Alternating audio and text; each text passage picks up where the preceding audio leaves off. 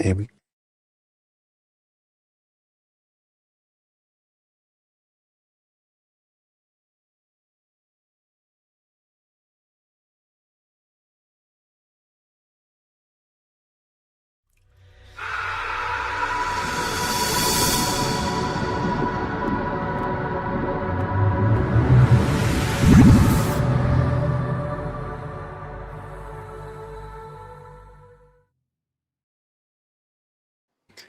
Good evening, YouTube. I hope everyone is well. We have Mike with us this week from North Carolina, I believe, Mike. Yep, that's right. Yeah, Rebel Reef. So we'll be diving into your setup and everything Rebel Reef in a minute. Let's see who we've got with us this evening. Of course, Reefing Royalty. We have John Wright with us. Hello, John. Good evening, John. I got my cup of tea in my John Wright mug. Coach is with us as well. Good evening, Coach. Evening, Coach. We have Travis with us as well. Good evening. Good evening. Good evening. Good evening. We have Steve and Owen with us. Good evening, Steve. Good evening. We've got Lee with us as well. All right, Lee. Good afternoon, Emma. Someone from your side of the ocean there, Mike. We've got a few of them, I think, tonight. So I've got another UK. Jason, good evening. Good evening, Jason. Anthony, good evening to you. Hello. Who else? Harry, good evening, Harry. We've now got an Aussie as well. Good morning, Melinda. Bright and early for you. Good morning. Dave's with us as well. Hi, Dave. Hello, Got Dave. Liam with us. Good evening, Liam. Have Reese as well. Evening, Reese. Good evening. Got someone here, Mike, that you might know from your side of the ocean as well. Good evening, Alyssa. Yeah. Hey. Good evening. Who else? Impatient Reefer. Good evening. Julie and Paul. Good evening to you. We're nearly there, Mike. Don't worry. We're getting through it almost at the end. Any more? We've got Immers with us as well. Good evening, Immers. Good And evening. Woody's Reef. Good evening. Good evening, Woody. Banana Rama's with us as well. Good evening, Rama. Rama, how you doing? Diverse Reefers with us. Good evening. Some new names tonight as well. Good evening. Good evening. Yeah, good evening. Oh, good evening, Chris. Hope you're doing well. Hello, Chris. Steve saying good evening to our website. Hey, Ron. How you doing? Evening, Ron. Who else? I think, is that it? We're nearly at the end. Yes, that's everybody. Done. So, Dan, what have you been up to in the last week? It's been fairly quiet, reefing front, really. I did do a little clean today, and I did a water change. I did a whopping, make sure you sat down for this, 3 litres. That's all I did.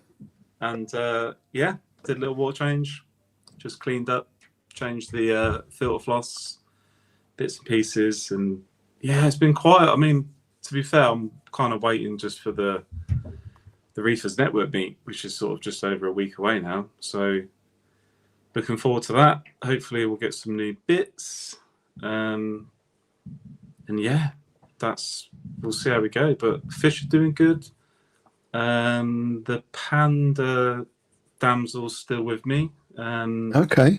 To be honest, I just haven't had a chance to meet up with Chris yet. But yeah, I'm still umming and ahhing.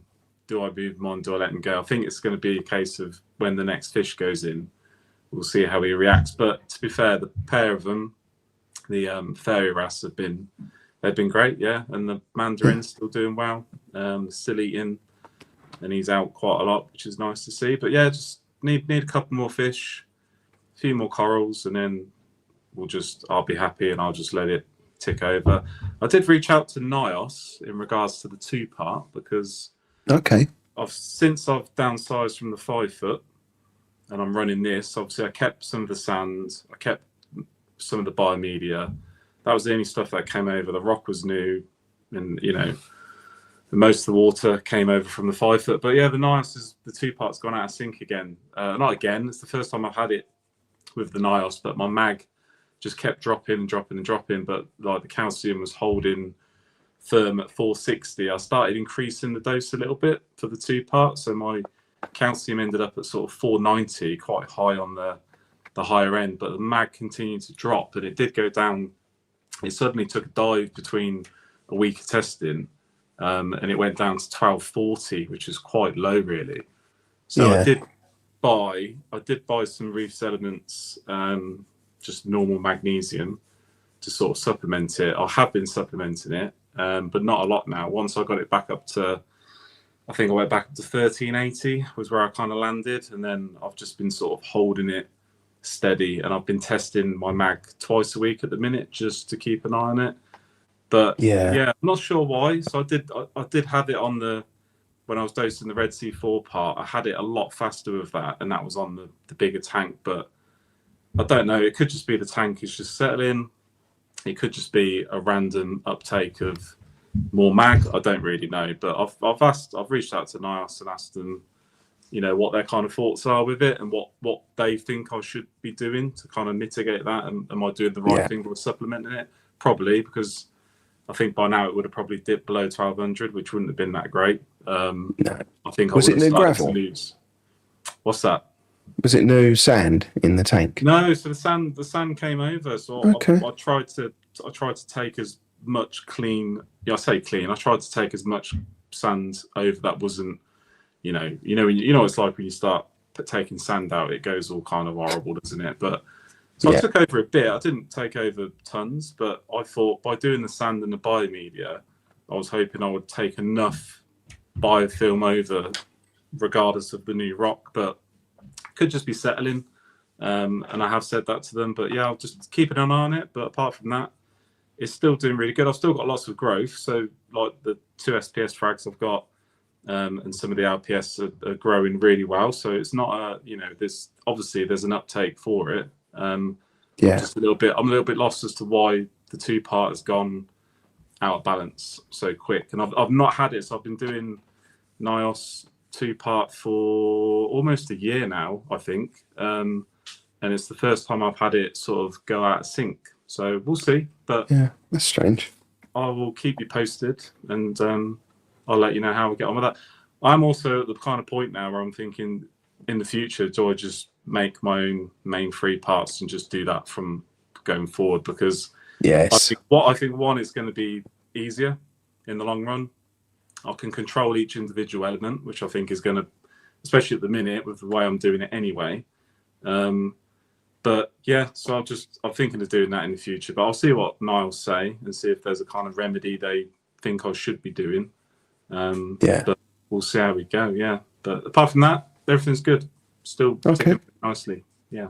Good evening, Lee. Got a couple more dropped in, and Alan is with us as well. Good evening, Alan. Hello, Alan. I've been fracking. So somebody asked me if I had any hammers, didn't they, Dan? You're muted, by the way. Yes, I did. Yeah. So I've fragged up a load of hammers, and I had a few other bits and bobs down there. So yeah, in the sump, I've now got a few bits and bobs fragged up, sitting in that little frag extension on the 850. I also 3D printed one of these. I talked about it on Salty Banter Live on Sunday. Yeah. And then someone pointed out to me that I'd measured these holes the right side for the size for the pH, but the temperature one has got that bulbous thing on the bottom, and it doesn't fit. So I thought, oh, that's fine. I'll disconnect it from the apex and push it through up from underneath and thread the cable through that way. But the probe is actually a little bit fatter as well. So I've just punched them all out an extra 2 millimeters. and reprinted it. So that's printed today. But yeah, the idea is this is so I don't need to use that magnetic probe holder that Neptune do, because I've seen a few of them kind of explode. So apart from that, I haven't really been up to anything. I've moved a few bits of coral around when I did that fragging, but apart from that, it's been a pretty quiet week. How's the corals been doing in the sump section? You know, your frag section, sump with the blade. Are they Yeah, so I looked. I just kind of forgot about it for I don't know, a week, maybe even 2 weeks. And I thought, I'll check on how those things are doing. And like, it was thick with hair algae. I'm like, so there's definitely enough light in there then. So I then had to go and buy another load of snails and shove them in, and they're keeping on top of it now. So, so maybe I don't need to get a second blade in there. Hopefully, you don't have to, Yeah. Yeah, be good. What about you, Mike? What have you been up to recently? Well, I was gonna say, when Dan was mentioning not too much and it's kind of, boring, that's how you want a reef tank to be, right? Like, if the reef tank is exciting, chances are like something went wrong and you're gonna be paying for it, right? So, you want the tank to be boring, But yeah, I mean, I'm always fragging this tank. I just right up here, I had a huge colony that was taking up, wall over to this other colony all the way up this entire space. And so I took that whole colony out last week, reset it with a little piece there. Almost every week I'm in here trimming branches here and there just to make sure that nothing's stinging each other or shading each other out. Closing off this little swim through here for the fish. Other than that, yeah, I had an order of some fish come in today that was supposed to come in yesterday, so they spent an extra day in transit and didn't do so great. But we'll see. Hopefully, I at least have some survivors from that. But hopefully, yeah. Other than that, not the tank's chugging along. I don't really change things with it that often. No, I mean, it looks like you've found that secret little groove that the tanks can get into, and yeah, it looks like it's growing really, really nicely. I've got a video queued up that you sent me, so it's the first video. Sure. I have it muted because you gave me a description. Do you want me to unmute it and play the description from that, or do you want to? Might be easy to do that, and then we can, if you want to add anything, just shout, and I'll pause the video. So let me wrong button. Let me share my screen, and hopefully it'll let me share just that one clip item and share. It says also share system audio. Let me see if I can add it as a video clip instead. Because it wouldn't let me download all of your video clips. And I think that was one it wouldn't let me download. Let me go back over here.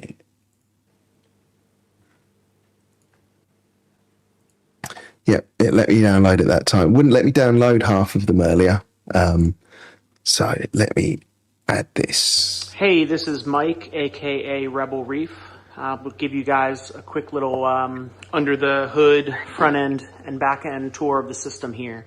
This is my 180 gallon SPS reef. It's built into the wall and viewed from both sides. The system is plumbed into my garage, so under the stand I really just have the electrical that's associated with the power heads and the lights, but all the plumbing is out in the garage. So I have 4 drains on the tank. These are just 1.5 inch elbows turned up, and I have 1 in each corner of the tank. The 2 on each side will tee together into a drain line, and then that drain line runs down to the crawl space under the house and then runs out to the garage. I have the same setup on this side with those drain lines. and then water is returned up through here and then into the tank through a sea swirl, which is a rotating outlet. For additional flow, I have 4 Vortec MP40 power heads, 1 in each corner of the tank, and they run alternating, varying flow patterns throughout the day, controlled by the apex. Up top, I have Kessels and T5s. The main lighting is provided by 3 Kessel A360WEs on a light mover rack. You can see they're moving right now. They just move back and forth from 6 inches off center left to 6 inches off center right every minute, and that just helps reduce any shading or shadows with the big colonies of acros. And then the T5s, I have 4 T5s, 2 Blue Plus and 2 Aqua Blue Special. I also have, let's see if I can see it here. No, not really from this angle. I'd have to get up on the ladder. There's a little LED bar that runs through there as well. It's just a no-name brand from AliExpress, a blue UV LED bar, and that gives a little bit of extra pop in the evenings. Over here, I also have 2 Kessel A160s as spotlights, just to get a little bit of extra light down here in the corner where the T5s don't cover. And on this side, I've got a AI Blade Glow doing the same, just to give a little bit of light over on the side. I have an automatic feeder up there that feeds pellets 3 times a day, and I have an Avast plank that feeds freeze-dried food 4 times a day, and then I have an AF4 that feeds frozen food. This has just been set up in the past week or so. Right now that's automatically feeding frozen food once a week, but I manually activate, or sorry, once a day, but I manually activate it probably another 2 times a day. So the tank is fed a lot. I like that mover for the Kessel. Yeah, that's a really good idea. Yeah, I mean, I think, if you were to look way back at some of the, I remember, Bulk Roof Supply doing those videos, probably 15 years ago now, where they would say how many lights you need. I think most people would tell you if you wanted wall-to-wall SPS, you would need a Kessel for every foot, right? Or 6 Kessels on this tank. And I don't know, I was setting up this tank almost 10 years ago, and I was like, what if I buy 3 and just move them back and forth?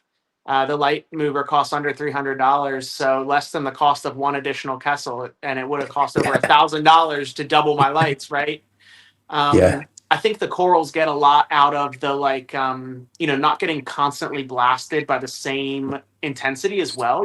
Every minute they're getting a break, and you think about in nature, they're not sitting at the exact same par for 8 hours straight, right? I mean, the water is getting deeper and shallower over them with tides. They've got clouds, they've got sediment going over, they've got waves. And so, I think that dynamic photo, intensity kind of gives them a lot. And then, as I said in the video too, it might not matter with corals that coat the rocks like zoanthids or, corals that move like some like Euthelia, but with acros, you can really see if you've got a branch here and a branch here, that there will be a shadow underneath of them, right, with a point source light.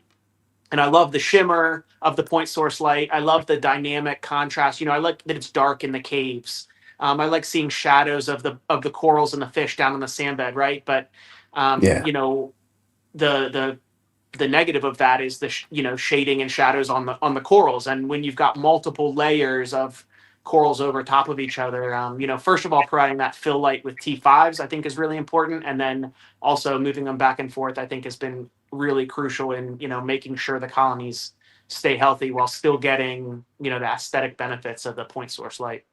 How far did you say they move back and forth? Was it a foot? So it's only about a foot overall. And so, normally for each 2-foot section, sorry, I'm talking in, US measurements here. You might have to pull up a live converter here on the side. But, so the tank is basically 3 2-foot sections, and typically, a light fixture illuminates a 2-foot section, right? And you would mount it in the middle. But so instead of being mounted in the middle, it's mounted kind of 1/3, or 6 inches off center. And so, I'm not really it's not like I'm cheating that much. I'm not like really, trying to get by with a ton of less light. The goal isn't really to get by with less light. It's just to move the point source back and forth. So it really just goes from a little bit off center to the left to a little bit off center to the right, just to kind of expand, otherwise you'd have this cone of light coverage, right? Where it's Yeah. really intense in the middle and then falls off towards the edges. And so now you're kind of smoothing that out, right? And Yeah. I tried, when I first set it up, I tried like moving it throughout the day gradually. And I just didn't get as good results as just moving it back and forth every minute. It Yeah. seems to do better. Yeah. Yeah, that's good. So, It's a cool idea. Immers is saying, how much weight can the movers take? I don't know. I can provide you a link later to share, but I mean, I don't think I'm challenging it in any way, right? It's built for like indoor growing. Take that what you will, whatever you think people are growing indoors. And they even have these big brackets, on the website. They're like moving these huge reflectors around with, I think you could mount like old school big lights on there. I mean, it's only got 3 little Kessel cans on there, so it's not, I don't think I'm Yeah. challenging it at all. Yeah. Yeah. Excellent. Yeah. So we've got a couple more join us with us. Good evening, Terry. Good evening. And good evening, Matt. Good evening, Matt. And Roxanne. Yes, of course, and Roxanne. The next video I've got is another one that it just won't let me download, so I'm gonna have to mute this one and get you to tell us about it. It's sure. I'll try to remember what I was trying to show at the time. Yeah. I can always stop it and go back and forwards and whatever. So I mean, I can also just walk out there, but this is right. Let me share this. Put it on the stage. He says, no, remove the other one first. There we go. There it is. Yep. So, as I mentioned before, all of the equipment and filtration is out in the garage, plumbed under the tank. So this is my sump here. You can see where the plumbing comes out of the crawl space and then comes into the backs of these sumps. These are 2 40-gallon tanks, and basically one tube comes into the back of each of these 2 sumps, and the water flows forward. So at each pass through the filtration, about half of the water flows through each sump. I got a big old skimmer on one side and a refugium section on the other. I have a filter sock that's fed with a pump. And let's see, that's a canister that filters. I'm pulling the air for the skimmer from outside, and it runs through some carbon. Yeah. I'm also feeding some ozone into the skimmer for a few hours in the afternoon. I have 2 separate return pumps, and there's a little jumper right here that connects the return sections so that the flow balances, right? Normally you couldn't run 2 completely separate sumps. The flow wouldn't equalize, right? Yeah. So you can think of it as essentially one sump with a divider down the middle, but it's 2 tanks that are connected. Yeah. And then the water kind of tees back together and goes back up. And then part of it comes out to feed the rest of the system over here. So this is a 20-gallon refugium. That refugium drains into these 2 frag tanks. That's a 40-gallon and a 30-gallon frag tank. Those 2 drain down into the 20-gallon frag tank, and then that drains back down into the sump. Wow. That's a lot of fun. Yeah, and this system has kind of grown organically over the last 10 years, right? I mean, I didn't have any of that when I first set it up, but eventually I realized I needed a frag tank, so I went to add that in, and then just kind of kept plumbing in more frag tanks as I got more frags. You can see I've got a Trident and a Trident NP dose to dose the 2 different alkalinity solutions, and then just a regular peristaltic pump to dose the calcium. Controlled by the apex. Let's see. Baking soda. Oh, I'm talking about what I dose here. So I make my own balling components: baking soda, lye, and calcium chloride. And you can find recipes for that online. It was really popular 20 years ago when I got into the hobby. Almost everything had to be DIY back then. You can see I have a 55-watt UV sterilizer on the return. Yeah. Let's see. Is What that am I? is What am that I going for now? 55? Is that 55 watt UV? Is that running the whole thing, whole system, just off that one? Yeah, that the UV sterilizer. So the return from the sump up to the main display goes through that 55-watt UV sterilizer. Yeah. Okay, cool. This is my water mixing. I've got a barrel on the bottom for mixing up salt water and fresh water up top. And how I do a water change is that's plumbed into the system, so I can just turn off a valve right there, drain the barrel by opening the valve at the bottom, just run it out to the bottom of the driveway, open a valve right here to refill it with RODI, put in 1 bag of instant ocean salt, and then turn on this valve here, and it circulates back in with the system. So I Yeah. can do water changes without, siphoning or lugging buckets or measuring salt or anything like that. Which is nice. It's a nice Yeah, thing. I figured out a while ago that if I was going to do maintenance, I had to make it easy. So, Yeah. and I think here I'm just saying, overall the dosing is simple, right? I just dose calcium and alkalinity. Um, Maybe it just start over. I just dose the calcium and alkalinity, Yeah. and they're homemade solutions. I do regular water changes with instant ocean salt. Whenever I notice the magnesium's low, I dump in like 2 cups of magnesium chloride all at once, and that's Yeah. kind of it. Excellent. I mean, that does look phenomenal. The way you staggered the two 40 breeders for the main sump, the way you staggered it and joined the returns, that's a nice little neat trick. That's really clever. But how do you what fail safes have you got running, and if you do have any leaks or any flooding, should I say? Yeah.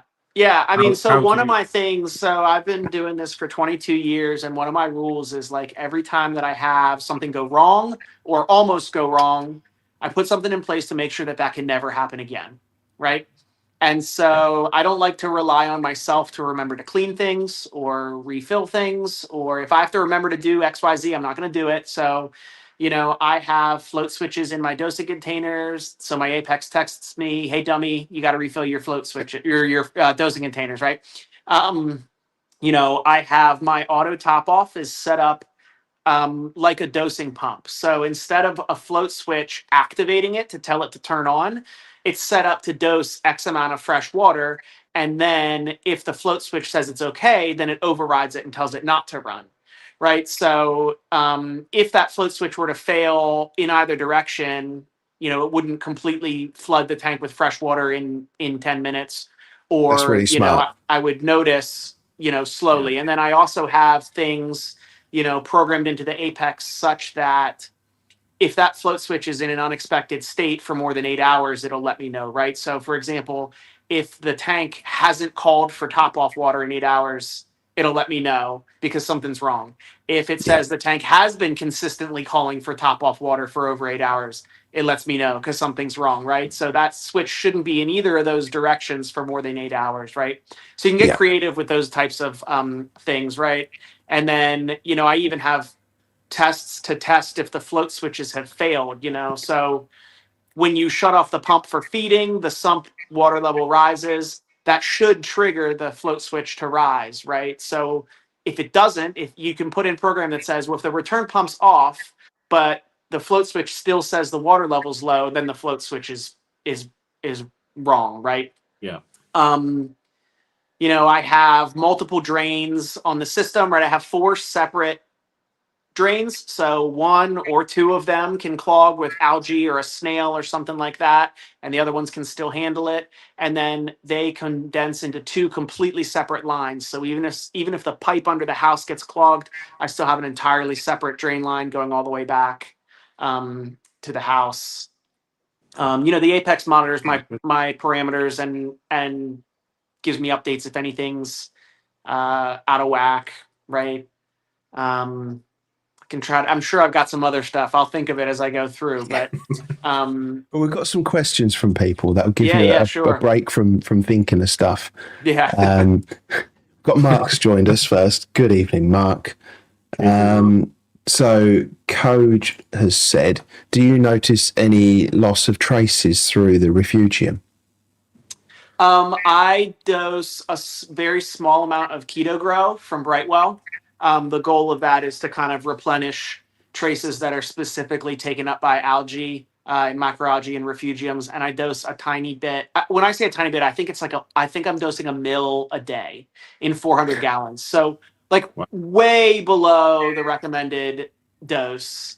And then I dose some of the, this is from Captivate Aquaculture. The product's called Isolate MT. That's just Yeah. basically the same thing. It's like a refugium booster specifically designed to replenish what macroalgae takes out as it grows. Again, I'm only doing 2 drops of that a day.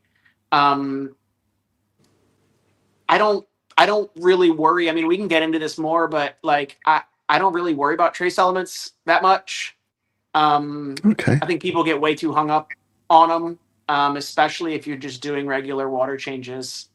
Um, I think I'm adding a lot of food to the tank, fish food, not dosing, coral elixirs or whatever, but or aminos or anything Yeah. like that. But I think I've got plenty of organic input into the system, and then regular water changes, everything kind of balances out. But I'm sure that those refugium, supplements help a bit. Yeah. Yeah. Yeah. We have James with us tonight as well. Good evening, James. Keep Put a it. little mark next to your name for being late, though. We've got a question from Rama. How do you like the Trident NP? Yeah, so I know that's like a controversial one, right? I mean, first of all, I'm of the opinion that you tend to hear more bad feedback. Like people are more willing to give bad feedback than good feedback, right? I'm not Yeah. a Neptune fanboy. I have a lot of Apex stuff, but like it's not perfect. But what are the other options, right? Um, so far it's great. So I mean, I set it up. It's been running. I just got it for Christmas. Bought it for myself on Black Friday for Christmas. I just went and bought a bunch of stuff for myself on Black Friday and told my wife like, "This is what you're getting me for Christmas." And so it's only been set up maybe 6 weeks, but it's spot on. I didn't even calibrate it. I set it up and it was showing the numbers that are exactly what I expected, that aligned with my home tests and with an ICP, and I didn't want to mess it up, so I didn't even calibrate it. And it's consistent and it's showing what I think are real numbers. That said, I'm not taking any action based on those numbers. I mean, nutrients are something I tend to kind of manage hands off. Like people will ask me, where do you keep your nutrients? It's not that I keep them there. That's just where they are. Right. I Yeah. almost view that like the tank's going to level out at some point, and it's important that they are stable. But after that, I don't feel like I have a ton of control over where they stabilize, which is fine with me. The main thing is I just want to kind of look for trends and then be alerted, if anything goes wrong. I want an early read on that. I'm not very disciplined about testing. I probably tested my nutrients 3 times in the past year before I got the NP. So, it's one of those things I think people say like, well, you don't need to test your nutrients every day. That's probably true, like 99.9% of the time. But there might be one day where you're really glad that it tested. And if that saves you one time, then Yeah. I think, then I think it's worth it. Right. But it's also just kind of like it was just an excuse for me to have something, a new toy, right? Yeah. It's a new Without gadget. screwing up the tank. I didn't want to actually change anything with the tank, but it's like it's a new toy. It gives me some insight into something that I otherwise, I'm really bad at testing. Yeah. But yes, so far it's great, right? Hopefully Excellent. it stays that way. Yeah. Good evening, Jamie. Got a Good few more evening. joining. Matt has got a question for you. If you were doing it all again, what would you do differently? Yeah. So, I mean, I'll say that I've been setting up tanks and changing tanks and all for 22 years, and I basically have made incremental improvements every time, right? So every time I set up a new tank, I fix something that was dumb from the last one, right? That's how I ended up with the good, really easy to do water changes, and things like that. I'll say you can't really see from how it's set up, but the tank is mounted up pretty high in my house. The stand is much higher than usual. That's great for like the tank is at viewing height when you're standing. But I didn't really put 2 and 2 together that the acros grow up and they look best from the top. And so if I'm not careful with the aquascaping and the placement of corals, you spend a lot of time looking at the nice undersides of a lot of of a lot of acro colonies. So it's hard to say. I think ideally the tank would have just been deeper. I like that it's up high, but I think the bottom should be down lower. I probably would have had the tank mounted a little bit lower though, in hindsight. Yeah. Okay. In terms of like maintenance and husbandry equipment, I'm not sure I would do very much different. I mean, it's easy to say that like, oh, I could go with a bigger tank, but I mean, I wouldn't have done that at the time, right? So this is essentially like the biggest, standard non-custom tank that you can get in the States. Yeah, so after I did this, something prices, very similar. Go up quick. Yeah. Well, interestingly here, the custom made tanks are a little bit cheaper than that's a Red Sea S850. Right. The custom tanks are a little bit cheaper, but I wanted to try and I wasn't quite brave enough to go for a custom tank yet. So I just went as big as I could that I could afford.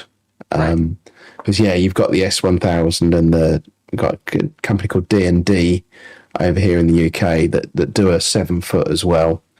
Very nice tanks, but not only is it more water, it's more salt you're buying, it's then more dosing that you're doing, it's more water to heat, and it's every bit is more expensive, isn't it? So yeah. I mean, this tank itself, I even bought at my last house. So the tank itself is probably, it could be like 12 years old. I'd have to do the math, but I had this tank set up at my last house in wall for maybe 2 or 3 years, and then moved here, and it's been set up here for 9 years. Wow. It's 2 or 3 years setup. It's not generally that long, is it? In terms of like, most of the time when you set a tank up like that, you're going to want it in situ for probably at least a decade, aren't you? Really? Yeah, I mean, I had bought the house. That was my first house, and I thought I was going to be there for a long time, and so I was like, put a tank in the wall, and then 2 years later, we ended up moving. So, yeah, in hindsight, I don't know if that was the smartest decision, but it kept me busy at the time. Yeah, and I imagine it looked really nice when you had it done as well. It did. Yeah. It did. Yeah. So, yeah. So Immers is saying that angel you've got is huge. Yeah, that majestic.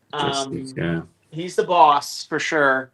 The Achilles wants to be, but the majestic's the boss. Yeah, and I've had that fish since that last house, so probably 2014 or 2015. The Regal I've had since 2013. Wow. Yeah. And I've got a Potters in there, right? They've been completely unavailable since about 2020. There's the Potters right there. Lovely fish, yeah.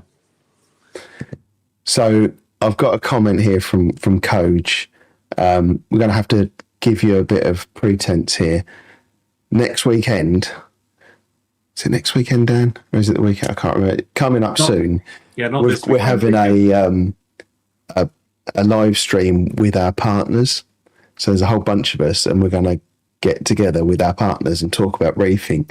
So Coach has said, but your coral budget is unlimited. What he's not factoring in is that every coral only ever costs £20. So a good evening, Peter. Good evening, Peter. So another question from Immers here. Your polyp extension, does the angel nip at anything? Yeah, absolutely. Yeah. Not very good PE, right? I don't put too much stock in PE as a measure of acro health, right? In the wild, acros don't have polyp extension during the day because they get nipped at all day by angels and butterflies, right? So some of the corals have some PE, but I do not have very good polyp extension during the day, at least. They're all out at night, but I'm not too worried about it. Yeah, excellent. Good evening, Neil. Is admiring your tank. Right, so I've got a couple of videos here now of your corals and fish. But again, it's not letting me download them from. I don't think I had sound over them anyway. So Okay, so let me get those comments out of the way and let's start playing these these. are just some random recent, top-down clips. Right now the lights are very, very white. It's still in the afternoon for me over here in the U.S. So, everyone likes to see the corals looking a little nicer under the blues. So I sent you some of this is in the afternoon. It's still not very blue, right? The bluest that my tank gets is probably about the whitest that most other people let their tanks get these days. Yeah. I run the Kessels. I don't know if anybody remembers. These are the really old Kessels that just have one channel for blue to white. And I run them around 40% is the bluest they get, up to I think it's like maybe 60 or 70% white. And then during the day, I'm running 2 blue bulbs and 2 white bulbs, which is a really old school 50-50 look is what we used to call it, right? Yeah. I'm a fish guy. I think the fish look better under white light. Yes. I choose a lot of corals that are have pigment-based coloration instead of fluorescence, right? So like a green slimer, a Cali tort. I don't know if you guys have the same, ones over there, but I'm sure you have equivalents. But, I like when you turn the lights off and that coral is still blue, or if you look at it under the room lighting and it's blue, that's a real blue coral, right? I'm not big on the corals that you have to hit with just the right wavelength of light for them to look good. Otherwise they're brown, right? I've got some of those, right? And they're green or brown unless you hit them with the right wavelength of the light. They look good for an hour a day in the evening. But I'm kind of I like the corals that there's plenty of corals and even acros out there that you don't really have to get it just right. Like you put them in there and they look good, and it doesn't matter if your traces are off by a couple ppm. It doesn't matter if you're giving them exactly the right spectrum of light, right? Yeah. But it That does always look bubblegum- better top down in the evenings. Yeah, that bubblegum digi you had looked really nice as well. Yeah, I really like the size of that green slimer. Just the size of it. It's just, and the vividness of the green is like really, really nice. Yeah, I'm gonna have to do something with it soon because it's it's up at the surface of the water and it's gonna start growing a little funky. So I gotta drop it down here soon. But Yeah. and it's Timber as well. it's just trying to balance. I like the grown in colonies. I like a natural look. But it's a balance between letting it get grown in and then overgrown, right? I've done the thing before where you just don't frag and let it go for 2 years, and it actually doesn't look that great. It gets pretty like lanky and messy real quick. You lose kind of like the manicured look, and then everything in the top half shades out everything in the bottom half, and they all die, right? So it's actually a lot of work to keep things grown in but not overgrown, right? Because what you have to be careful about is you put all these frags in there and you wait 2 years for them to grow out, and then it looks good for 3 months, and then after that they start killing each other, shading each other, and growing out the water. And so you're like, I waited 2 years for the tank to look good for 3 months, and then you tear it all apart and start it all over, and then you got to wait another 2 years, right? So my current challenge is trying to like maintain it in a state of grown in. I'm still in here fragging the corals every week, but I don't want it to look like that, right? Yeah. Careful bonsai. Yeah. Got some lovely stacks in the middle there as well. Yeah, I'm a big fan of stags. I think to me, like that, the perfection is just like the Chromis and Anthias darting through the branches of a stag, right? Like that's like why I keep SPS pretty much. And so that's kind of always been the look that I wanted to go for, right? Yeah. Does look phenomenal. Yeah, looks really nice. And I guess part of the reason that you won Tank of the Month, I hear, on Reef to Reef is that look that you've got. Yeah, it does look very, very nice. So are you quite active on reef to reef, would you say? I'm not as much as I like want to be. You know, I was active on Reef Central in 2005. But I don't know. You know, it's hard enough for me to just keep up with. I kind of kept to myself for a while there. You know, like I was in the hobby in that I had a tank, but you know, I didn't really. I wasn't really like into the social aspect of it because I was running my own tank and doing fine. And then, you know, I kind of started up my Instagram presence like a year and a half ago, just because one day I was walking past the tank and I was like, you know, I'm putting a lot of effort into this and I'm the only person who's getting to enjoy it. So I think I ought to like start, you know, for the amount of effort I'm putting into this, more than one person should get to see this. Share. But I mean, I want to be, but I just I don't know. It's hard. Sometimes the forums are hard because it's like still a lot of newbie questions. I don't know. I'm kind of, a lot of it's the same stuff I've been seeing for 20 years, right? So Yeah. I think that, but I love the forums more than like social media, right? I mean, I think it's great for like new reefers should absolutely be on those forums every day, right? If you've been in the hobby for less than 5 years, you should be an active member of Reef to Reef or another forum. Yeah, I think. Yeah. Yeah. Yeah. Yeah, you can learn so much in such a short space of time. So Yeah. it's a win-win if you're fairly. And to be fair, even if you're like senior, it's like every day is a school day, isn't it? Really, there's always something you get told or you learn, and it's just a handy resource to.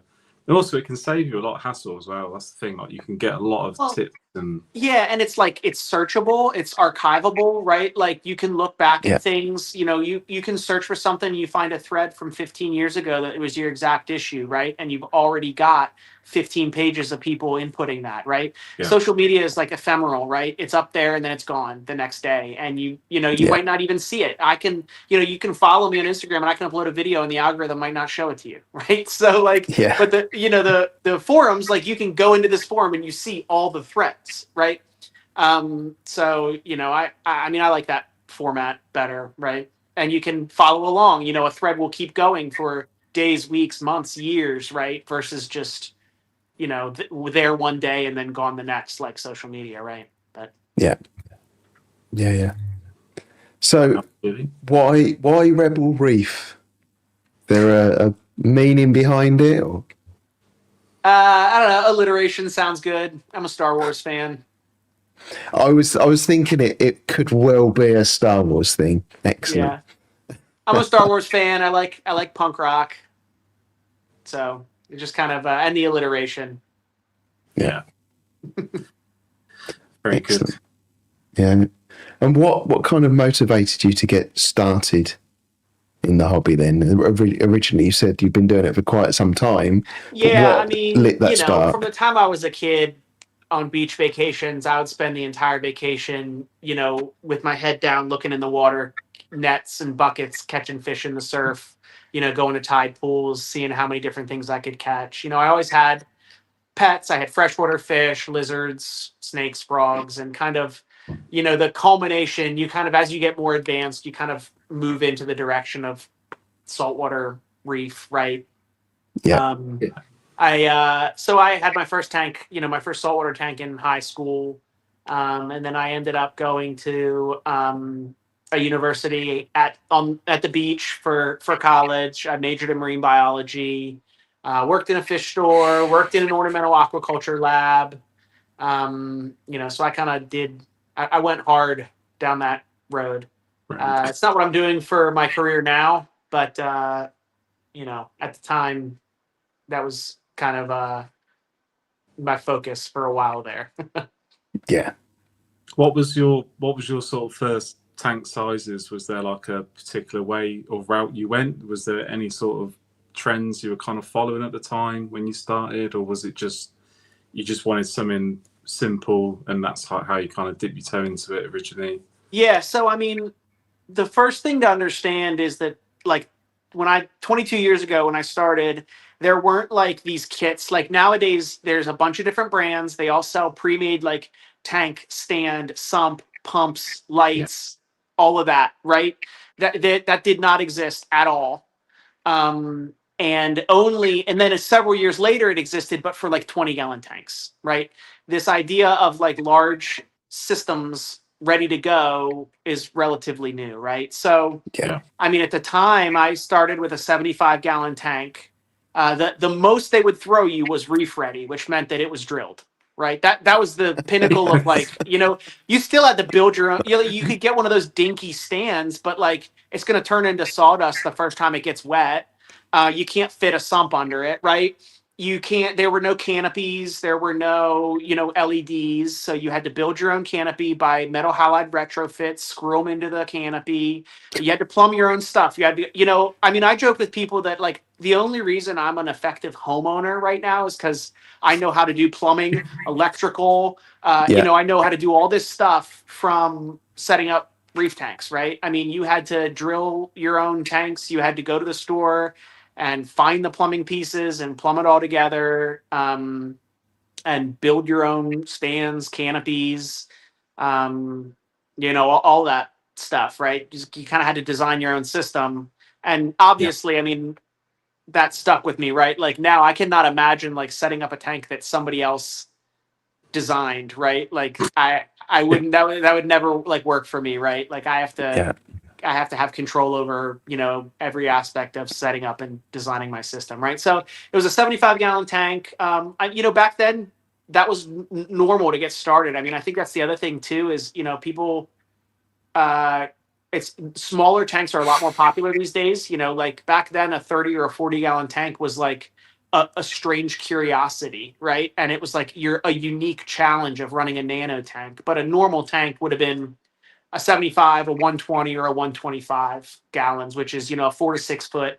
I don't know. You might have to do your real time translation here, Yeah. but they're considered kind of large tanks, and because by today's standards, and because you kind of had to customize everything, putting a tank in your wall or having a remote sump or putting your sump in your basement, like all that was a lot more common too, I think, because there was no option for just, buy this $10,000 setup and go fill it up with water and plug it in, right? You had to build a custom setup anyway, right?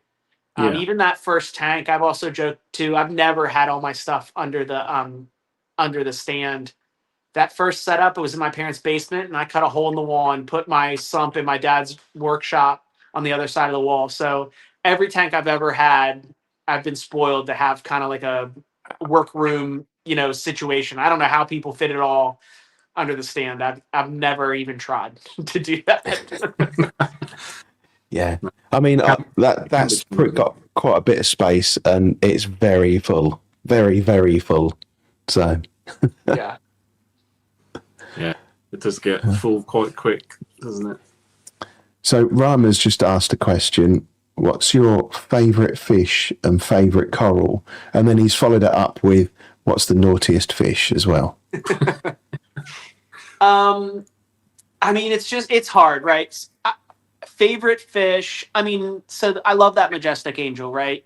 I've had a majestic angel in every tank that I've ever had from the first one I set up. The majestic angel was the second fish I ever bought in this hobby. Not that one, but I've had 3 over the last 22 years. And so that's just become kind of my mascot fish, so to say, right? That fish is also the reason where I have very, very little LPS in this tank. So, it's not a love-hate relationship, but you take what you can get, right? It's not a perfectly behaved fish. I've got this coati leopard wrasse in here. That's kind of new, right? That's just that's exciting because it's new. It's really hard to get those. Only the last couple years have they been having any sort of long-term success. And then the potters. That's a fish that, wasn't really special at the time that I bought it. I mean, you could find a potter's angel in the fish store for $100. But, what's funny is a lot of these other fish at the time that I bought them were more expensive or more rare. But now, with the Hawaii collection being shut down, I couldn't replace that fish if anything happened to it. Right, they're essentially not in the hobby at all anymore. So yeah, it makes me a little nervous knowing I have a fish that I literally can't replace. Yeah. Yeah. But I don't know. I love the angelfish. It'd have to probably be, I don't know. The angels are tied. I think that Regal I've had the longest as well. So, favorite coral. I think just like the green slimer and the blue tort, they're just like classic old school pieces. You know, one's just bright blue, one's bright green. They look good together. They always look good no matter what light you put them under. You can have, you know, I don't want to say any water quality. I mean, they're acros, right? They'll Yeah. die if you let them, but they're not particularly sensitive to. You know, they don't need exactly XYZ conditions to look good. So I've got the blue tort a couple different places in my tank. I always make sure to keep myself a couple backups in the back. You know, and it's just cool because it's like a coral that you know has been in the hobby for a really long time. You know, it's both of those corals, not these exact pieces. I've lost them and then gotten them back, but I mean those are corals I had back in my first tank in the early 2000s as well. So I think it's really cool that you know we've developed these lineages over so many generations and 20 years in the hobby, right? Yeah. You said you had Excellent. the majestic, like a previous one was your sort of early fish that you brought. So was you like more, was you more sort of going into the hobby because of the fish side of it, and then did the corals kind of follow after, or was it the other way Yeah, around? I mean, I think that the corals have always been. I mean, I was always interested in the corals, right? My intention wasn't to set up a fish only tank, but I've always been willing to choose my corals around my fish versus my fish around my corals, right? I think I am a fish person at heart, and the corals are there to provide a structure, a backdrop, you know, a home for the fish. I think the tank Yeah, would not look good if it was just full of live rock and no corals and all of the same fish, right? But you know, the coral is there for the fish. I think the reef is there for the fish. yeah, I Yeah. like the fish at heart. I think. Yeah. mm. Yeah. Just the selection you've got does kind of point to that kind of way of enjoying the hobby. But yeah, the corals are phenomenal. So and it genuinely looks like a true reef. So it's yeah, it's phenomenal. I know you've because you've been doing it for so long. Am I right in thinking you tell us a little bit about, because when you've done like system to system, I believe you've kept your rock, haven't you? Like your original Yep. rock. So This is the same live rock I had when I set up that tank 20 years ago, 22 years ago. Wow. And I mean, some of these corals, I have some yellow polyps, right? They're just like like the zoanthids, but they're long, you know. Uh, I have had those since high school. I mean, I have not set up a tank from scratch since I got into the hobby 22 years ago. So every single tank I've had since then, up until this one, has been, you know, an upgrade, a transfer, a move, another upgrade, another move, another upgrade, a transfer, a downsize, right? But it's been constant, right? That I haven't started an empty dry tank since I got into the such hobby. a yeah, Yeah. phenomenal. Um, Yeah, and you know, so it's kind of this system too. I've pieced together. You know, I was looking back trying to figure out things, and you know, almost all my equipment is super old. I think one of the return pumps I just had to replace it, but I had bought it like 15 years ago or something like that. My skimmer, I bought my skimmer used in 2009. Right. I've replaced the pump on it a couple times, but you know, the body of it. I mean, it's just an acrylic tube, right? I can't see any reason to stop using that until it falls apart. Um, but you know, I feel bad for people getting into the hobby now. Like, I don't think I could afford to set up this tank from scratch and certainly not fill it up. You know, the only reason I have this tank is because I've been building it for 22 years. You know, not in this spot, but I've been, you know, yeah, up until this tank, I had the same lights. I carried around the same metal halide retrofit for the, you know, about 15 years, and every tank I had, I just screw them into the canopy and, you know, kept doing that. And now, you know, I did upgrade the lights when I changed to this tank. But again, these are the same lights I've had when I set up this tank 9 years ago. So, Kessel's Yeah. come out with 2 new models of lights, and I mean, these are still running, right? So Still rocking, yeah. That Yeah. that return pump you said was 15 years old. What brand was that? If it was able to last? that return pump, it was like a China. It was not even a brand, right? It was like it was right when the G Bow started coming out. Yeah. I think it was called like a Wave Line or something like that. Okay. Wow. But it just died, and I just replaced it with a Varios. I have a couple Varios. One of my 2 return pumps I bought when I set up this tank 9 years ago, and Yeah. it's been doing well. So I decided it earned my business. I replaced that old China one with a Varios. Yeah. That's really good. That's a long time for a return pump to last. Yeah, and I also don't like clean them ever. Just I leave don't. it. Yeah. I don't do like preventative maintenance. I mean, this is like do as I say, not as I do, right? But like, I clean them if I notice they're like broken or not working. But I don't know. I do think you can over clean equipment, though. I think that a lot of people would, like take out their pumps and soak them in vinegar, and then at one point we realized soaking them in vinegar is like weakening all the seals, and that's why all those people have problems with vortex cracking, and then the salt water gets in and rusts the magnet. And I'm like, mine's like same thing. I have a Vortec here that I bought used probably 15 years ago, and I've replaced pieces of it at a time, right? Like at one point I upgraded the driver, at one point I did the wet side, at one point I did the dry side. So it's not the same pump anymore, right? It's like it's been Frankenstein into a new pump at this point. Yeah. But I've knock on wood, I've never had those kinds of problems, and I think it's because I clean them like every 2 years, not with any regularity. Yeah. Excellent. Very good. Yeah, Reefing Reese has said it triggers broom. That's what I was just about to say. It's a UK TV program where this guy claims that he's had the same broom for 15 years and it's had 10 new heads and 5 new handles. Yeah. So what was your biggest mistake early on in your reef keeping? There must be one that sits in your mind. Yeah, I mean,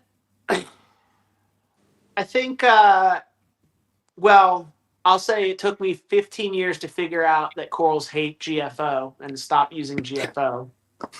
Yes. I don't know how you guys feel about that, but that's my opinion. Yeah, I don't like it. So we have another brand.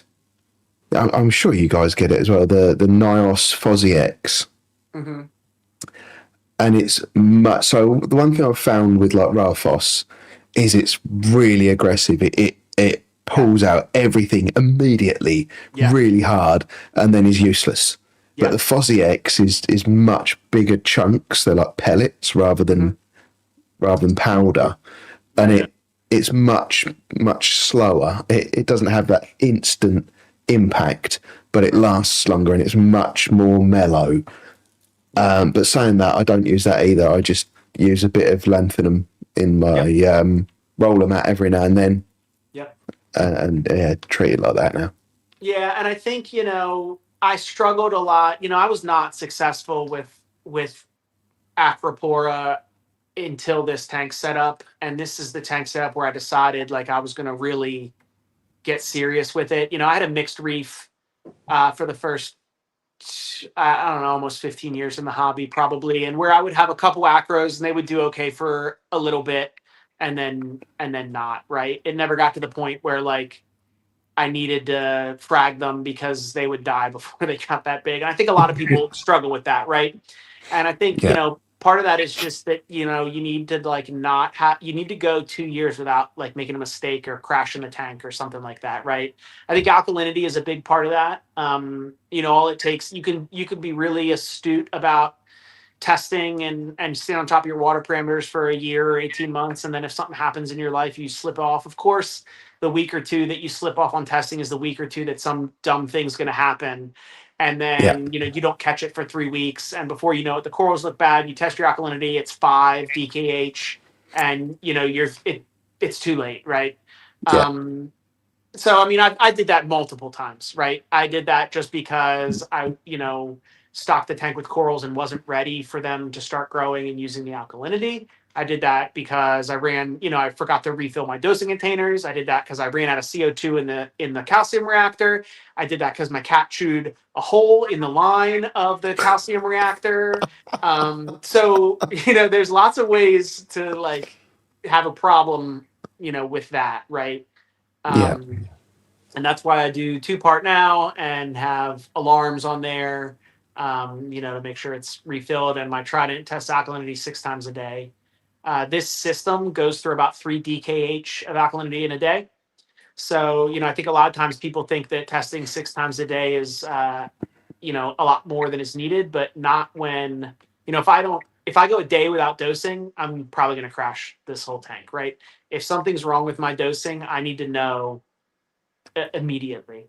And two yeah, of those 3 DKH is just in a few hours in the afternoon at like the peak, peak consumption in the afternoon part of the photo period. So, you know, I'm very careful about alkalinity these days, and that seems to have resolved uh, 80, 80 to 90% of my problems. yeah. Excellent. Not running GFO is probably another 15% of my problems, and then everything Yeah. else is just kind of miscellaneous. I've never Yeah, been I've never been a fan of GFO. I did buy some when I moved over to the 5 foot water box tank I had, and I only used it once. Just didn't like it. Just messy. I feel like Steve said. I think it just has that instant pull, Yep. and then after that, it's just not Yeah, it very. pulls it down too quickly, and then it slowly Yeah, rises up as it gets exhausted over several weeks, and then you change it out, and it pulls it down quickly. And I mean, so it by nature, it's going to give you an unstable phosphate, right? yeah. And unstable yeah, phosphate is worse than high phosphate or low phosphate. I mean, That's what it. finally got me on this is, one time I'd been ignoring the tank, right? My son was born, and all I did was like throw food in the tank once a day and walk away for like 2 years. And I finally decided to get the tank, under control. And I tested the phosphates, and they were reading zero point 0.6, which is the max on the tester. It blinks zero point 0.6 at you, which it won't even show you higher than that. Everything in the yeah, tank was fine, right? The corals were growing out of the surface. I couldn't even reach in the tank. It was like it had an egg crate lid on it because the acros were like so matted at the surface. But still, I saw that number. I thought the phosphate's too high. I throw in some GFO, and all of a sudden, everything starts dying, right? Because I didn't like that number, but it was fine. The tank was fine with high phosphate, right? It was fine until I decided to lower it, and that's when I realized, I don't think I've ever killed a coral with high phosphate, but I have definitely killed plenty of corals with dropping phosphate too quickly, right? yeah. And what do you aim for roughly with your Well, this is nitrate kind and of what I was saying phosphate? before. I mean, I aim for stability. Largely, I don't care where the numbers are, but I want them to be the same every time I test them. I've run this tank with nitrates at 50 and phosphates at zero point 0.6. It was fine. I've run this tank with lower nutrients, which is kind of where I am now.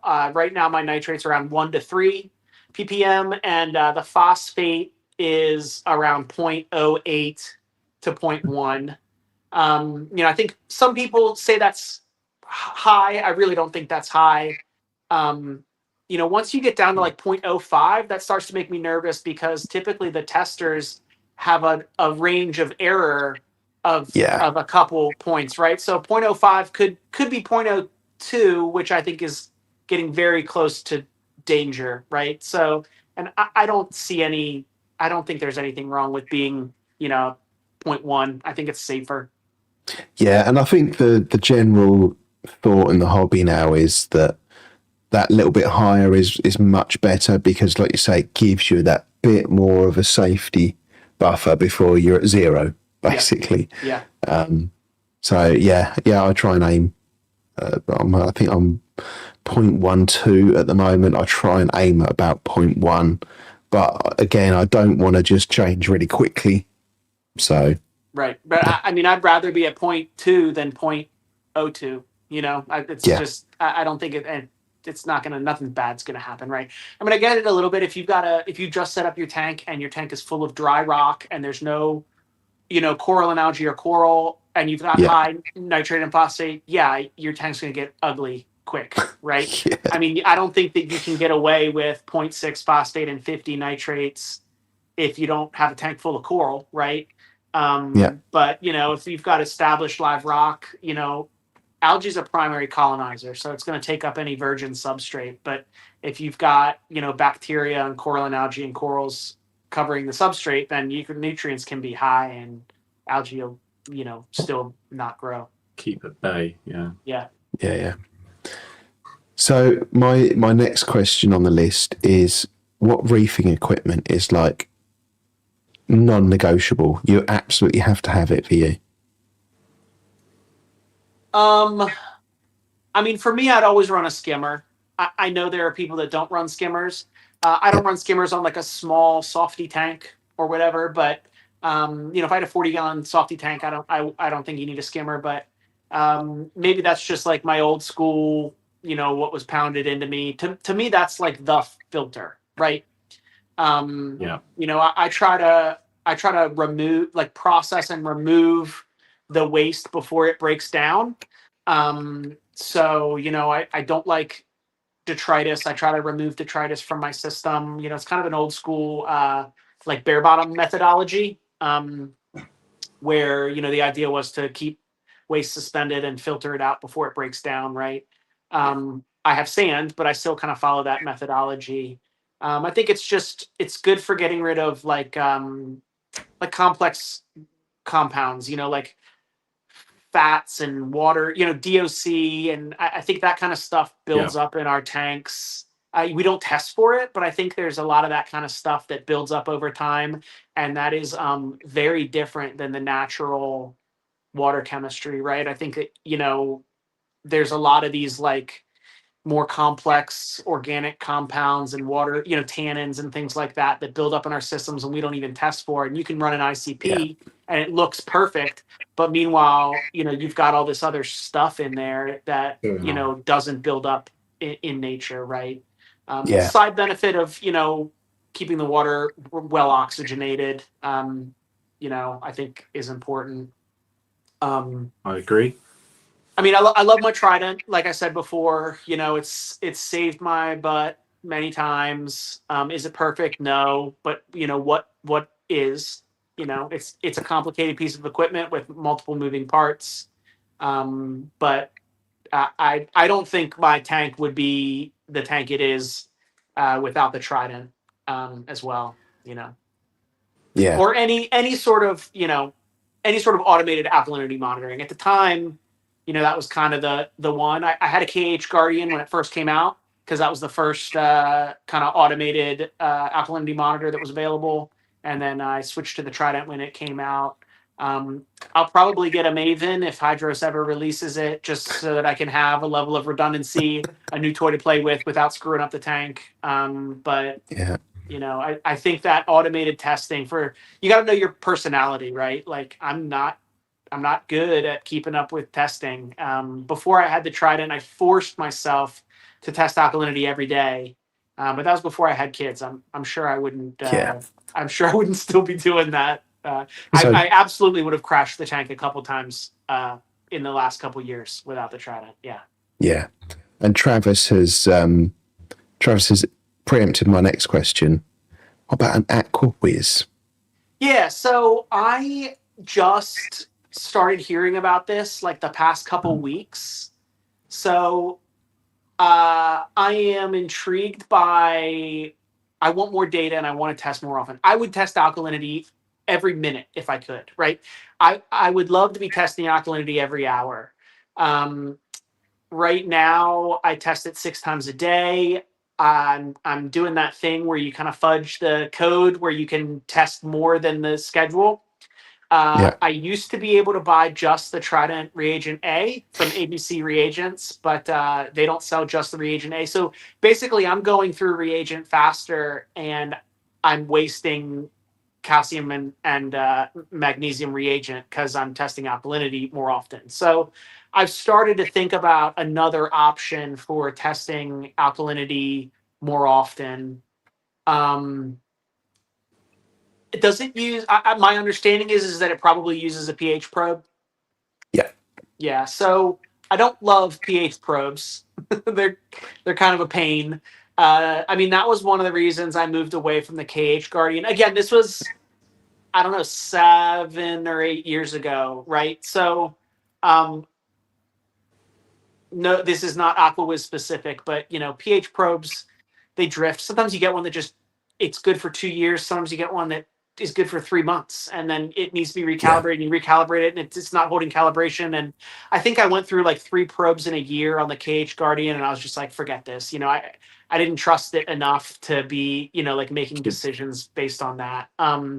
Yeah. But I haven't looked at, as long as it's got good reviews and people are having good uh experience with it. I think it's something I'd be willing to try. I think I'm going to have to figure out something else here. Otherwise, I'm going to be throwing away a lot of extra reagent. But I did just kind of start looking into it the past couple weeks. Are they Yeah. available there at the moment? Mike, can you? I know there are people in the US that have them. Yeah. So Yeah. I haven't looked at like who they're available through or all that. But that was kind of what I'm in a couple chats on Instagram, and a couple people kept talking about it and talking about it. And I was like, all right, hold. And somebody said, yeah, I'm testing alkalinity every hour. And I was like, oh, wait, hold on. You have my attention. Like, wait, what? Yeah. So then I started looking at it a little bit. But I would love to try one out. And Mo, good evening, Mo. He has so these lights that I've got above me, these are the Stratton Pro G2 204s, the biggest ones. He has got 20 of those, I think, above his tank. The tank is massive. He's got an AquaWiz, and he's saying that it doesn't necessarily need to be an accurate pH reading. It's the change in pH right. that it measures. So Right. it's so I mean, that sounds much better, right? I mean, I figured the fact that people are having good experiences with it and not throwing it out the window means that it's clearly working better than my KH Guardian 8 years ago did, right? Yeah. I mean, I assume that that was the first alkalinity kind of automatic alkalinity monitor, right? And so yeah, I assume that they've done a much better job on that. Yeah. But that's good. It's been getting a lot of love here from most people running. So I haven't heard. There's not been a bad word said yet, and people have run them for quite a while now. We're a little while anyway, but yeah, I think Moad here is quite early on, I believe. So he's he's like one of the early adopters. So yeah, it's just you don't see much content on them. I'd like to see more. Yeah. Where people are giving like a running commentary. I don't know how I didn't really know about it until recently, but you need like a review, but then for it to go back weeks and weeks in the same video, so it just compresses like 6 months worth of data into one 20-minute video, so you can just watch it and then you just up to speed on what it's roughly going to do and how it's going to perform. That's right. Someone needs to do it. Yeah, I think it's also that kind of regular updates bit that we're missing. We know people have got them, and we know that some point in the future we'll probably hear a lot about it.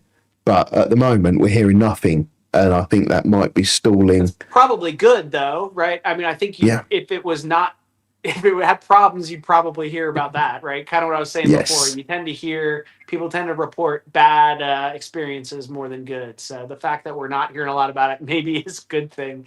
People set it up and then forget about it, which is exactly what should happen. Right? No news is good news, is what they say.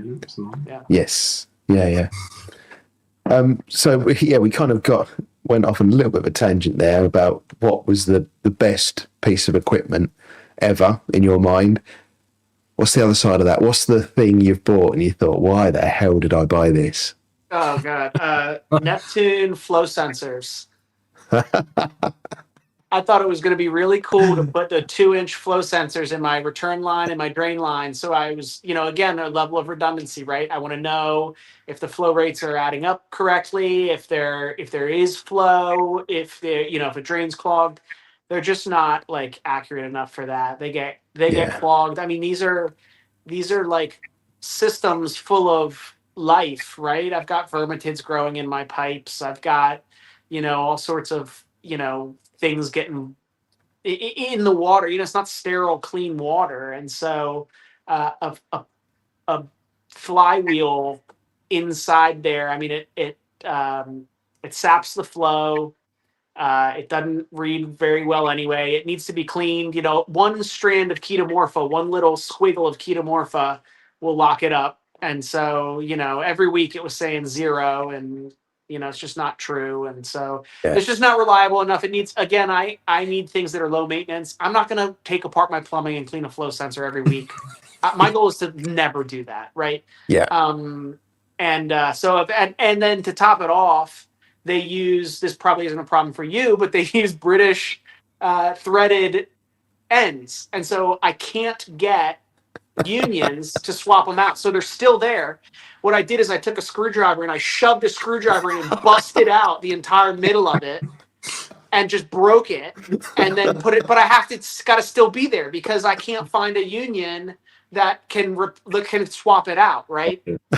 So I just like rammed a screwdriver in all of them and just busted them all out. So yeah, that's the biggest, so there you can see I'm not a fanboy. My best piece of equipment is from Apex and my worst piece of equipment is from Apex. Yeah. So, Yeah, I really wanted them. I saw that they made, and I was like, these would look so cool to be able to measure. I like a bit of data as well. And then everybody I spoke to went, they are awful. Do not buy one. Yeah. Yep. So, okay. Right, what's my next question on the list? So, we kind of already established that you're more of a fish guy than a coral guy, but what coral in your tank is the one you kind of that's the biggest pain, the one that you have to nurse along most? Yeah, I mean, I guess it's hard to say like a pain or nursing along, but everyone's got those frags that just sit there and do nothing for like 2 years, Yeah. right? I've got it's like a red table. It's called CB Maleficent. It's just like been the size of my thumb for like 3 years, maybe 2.5 years. Meanwhile, corals right next to it have turned into a dinner plate, and so it's like, why does one coral do absolutely nothing for 2 years and then another, just completely blows up and turns into a colony, right? So I've got a couple of those. They're just kind of random acros, I think. I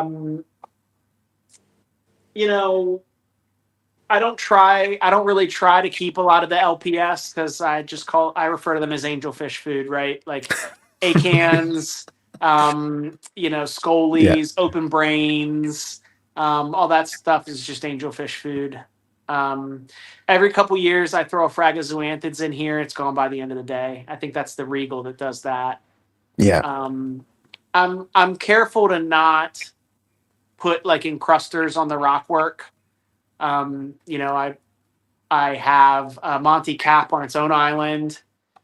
I had a big problem with Pavona. I had originally put that on the rock work when I set up the tank, and starting about 3 years ago, I basically had to redo. I have three sections of rock here. There's the rest over there.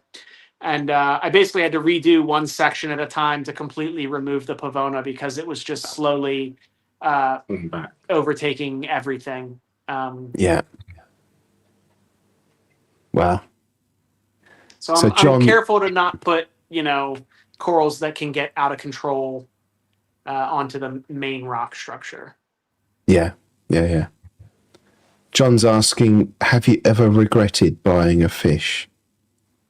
Yeah, I did. I did the classic. I knew better, and I bought a damsel. This was a long time ago.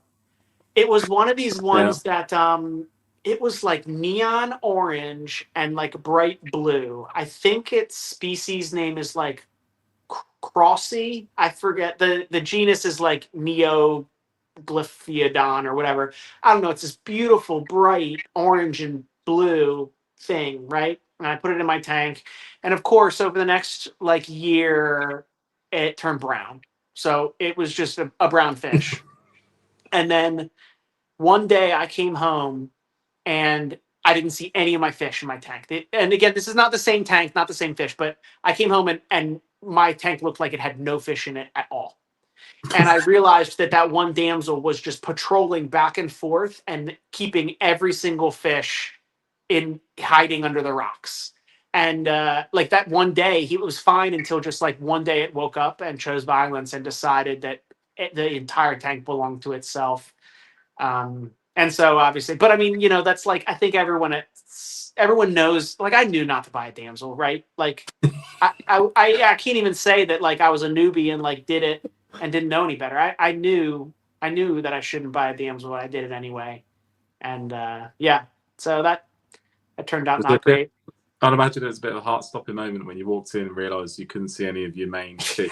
Yeah, It's yeah, like, it's very what? strange because I mean, I've always had a group of chromis, a group of anthias, so like I'm used to a full tank full of a lot of fish darting around. So yeah, that was pretty weird.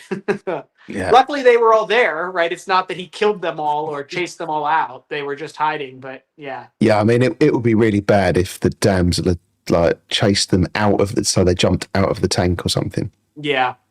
And then other than that, I mean, like this is hard to say, like regret buying, but like I had a gold spot rabbitfish. I love the fish. I love rabbitfish. I think they're a cool alternative to tangs. I think they look cool, but that fish just got so big so quick. Um, Yeah. it outgrew. I mean, that was actually my most recent reason for going from a 90 to this 180 at my last house was for that fish, and I still had to get rid of it within like a year. Um, and there's like spastic and venomous, which is not a great combination. And like you just walk past the tank and you've got like a fish this big that's just like running into stuff, and you know what I mean. Like it was a beautiful fish, and I liked it, but got way too big, too fast, and Yeah. like bull in a china shop, right? Yeah. Yeah. Yeah. Like you say, bull in the china shop covered in venomous spikes. Yeah, not a Yeah. great No. combination. What else did we have? So John was also saying, what kind of cleanup crew you got? Yeah, Good so question. I mean, I've got what I guess is just like what I would consider the standard, Astrea snails and Sereth snails. I like Sereth snails. I don't really do Nacerius too much because I don't think there should be a lot of food getting down to the bottom anyway. The food should get eaten and then filtered out, right? So ideally, in my system, there's not a whole lot for Nacerius snails to eat. Um, I like Trocus snails. I think they do a good job. I always have an urchin. They're really good at eating algae. In terms of the sand bed, I have a sand sifting star and 3 cucumbers. Okay. Um, and I think that pretty much covers it. I mean, at this stage in the tank's life, the tank is pretty clean. I don't have a lot of algae in there, so it kind of comes and goes. I think what happens is the tank is clean and a lot of the snails and and I have hermits. I have like blue leg hermits and Yeah. scarlet hermits. But the tank gets clean. I think that the cleanup crew kind of dies back because there's nothing to eat. And then, 6 months later, I'll probably get some algae because I don't have enough cleanup crew. And, so every couple of years I add, a handful of Yeah. Sereth and Astrea snails or whatever. But Yeah. I noticed that one of my snails fell off the glass and was laying on, and it's a Trocus snail, so it's trying to kind of right itself. yeah, And then one of the fish that in my tank quite likes the taste of snails and has like quite a long pointy nose that can get into the shells quite well. And devoured it. yeah. I mean, Astreas are kind of a pain because like they fall off and then like, how do these things live in the wild, man? Like Yeah. they fall and then they just lay there until they die. Like, what is the plan? How did that happen? Your shell could have been shaped like anything, and you ended up with something that you just fall on your back and can't flip themselves over. So, I mean, I don't know. They're kind of a pain, and I mean, the cleanup crew helps a little bit, but like to me, if you've got a lot of algae, you're probably going to have to get in there and do some manual removal anyway. And, if you don't have a lot of algae, then they're not going to be the difference between, the tank's never going to have, you're going to have to clean the glass no matter what, right? You could have 1,000 Yeah. snails in there, you're still going to have to clean the glass, right? So, I mean, I just, I try to keep it kind of simple. I mean, Yeah, I think urchins do a great job. they do. Yeah. The What's only your thing, what's your go-to glass cleaner if you've obviously been in the game a yeah, while? What's your kind Mag of float. mag I float? mean, but that's probably just because that was the only glass cleaner 20 years ago, and so that's just what I Stuck with it. keep buying. But yeah, I've got the one with the little scraper on it, right? Yeah, yeah, I know. I've been kind of watching those robot ones on Kickstarter for a couple years, but the problem is I have two different sides. If it could hop over to the other side and clean both sides, then you've got my attention. But I just there's no way in this world I would trust one yeah, because how does it know if it's got a bit of grit? yeah, yeah. It And goes then down it's to the just bottom, put picks up like something, and then scratches everywhere for you. yeah, yeah. That would be bad. Yeah. And Rama really wants an answer to this. He's asked it again. What's your naughtiest fish? I mean, if I tried to keep other corals, I mean, the majestic, I think there are a lot of corals that I can't keep because of the majestic.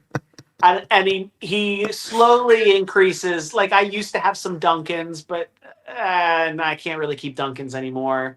Um, I've got some hammers in there, but I tried to add a new frag of hammer, and he went after it. I had to grow it out to like a colony before I could put it in there.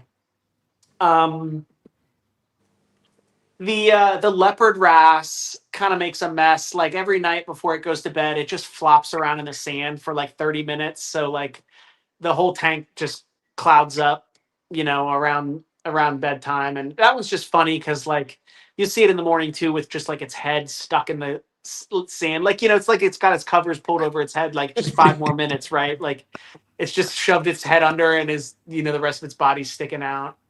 Yeah. The Anthias are jerks to the Chromis. Okay. Yeah, I mean, I'm pretty careful to not. The answer would have been my clownfish, but I don't have a clownfish anymore, and I will never get another clownfish because they're the worst. Yeah, it's interesting, isn't it? Because they are like quintessentially the reef fish. Yeah, but they're also damsels, and they're awful. But they're dickheads. Yeah. And so these again, that was a newbie mistake, right? This was like I had clownfish in here that I had since high school, and after many years, one of them died. But the most recent one was a black clownfish that I had, one of the like black Darwin Ocellaris. And that thing was such a pain. I mean, every time I was working in the tank, I would have to have like tongs in one hand, like keeping it at bay while I worked with my other hand. And I mean, that thing would come up and bite me.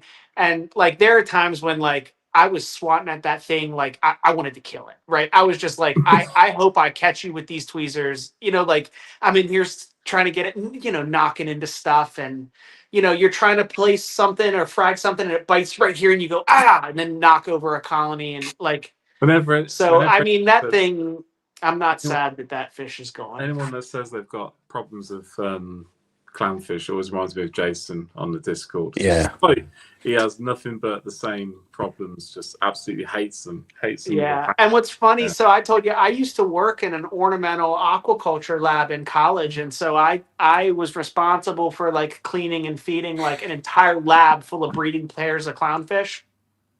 I've had a clownfish jump out of the water to bite me while I was working above the tank. So, that's commitment. Yeah, at that point, I knew better, but I have no interest in putting a clownfish in any of my tanks ever again. Yeah. See, mine, I've got a pair in this tank. They do not try and bite me, but they're not too bad with the rest of the fish, but they're constantly trying to nuzzle into the corals. Yeah. And when death. Yeah, when you've got like a gonny or something, they quite like them, but they have to let it grow and adjust to it slowly and get to a decent size to cope with the abuse that they give it. Yeah. I've got one now that's kind of really accustomed to the clownfish, and it works out well because the clownfish like it, and it can deal with the clownfish, and the clownfish then stay away from everything else. But Yeah. yeah, yeah, luckily I haven't been bitten by it yet. The key word there was not yet. Yeah. Yes. Yeah, the only thing that bites me is the cleaner wrasse. Like the second I put my hand in the tank, it will come over and it will try and bite the moles on my arm or the hairs or whatever. And it's just like there instantly. Free mole removal there. That's not bad. Yeah. And another question from Rama on your food. What food are you feeding? You kind of showed us a bit in the video, didn't you? So the fish get fed every 2 hours throughout the entire day, that the time that the lights are on. So I feed pellets on an auto feeder 3 times a day. I use a combination of NLS, New Life Spectrum, TDO, Chroma Boost, and Hikari. I think it's called Algae Max or Seaweed Extreme or something like that. It's the Hikari one though. And then I feed freeze-dried foods on an auto feeder as well. I have the Avast plank. So that's like a unit that will put the freeze-dried food into this little tube, and it's got a pump in the tube that circulates and gets the food saturated and then comes out, so that by the time it's fed to the tank, it's hydrated and doesn't float over the overflow.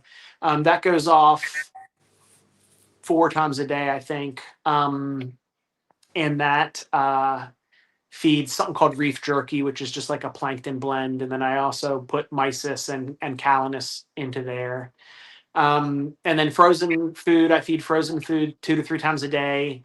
I feed a mix of spirulina brine, mysis, PE mysis, something called LRS, Fish Frenzy, which is like a seafood blend.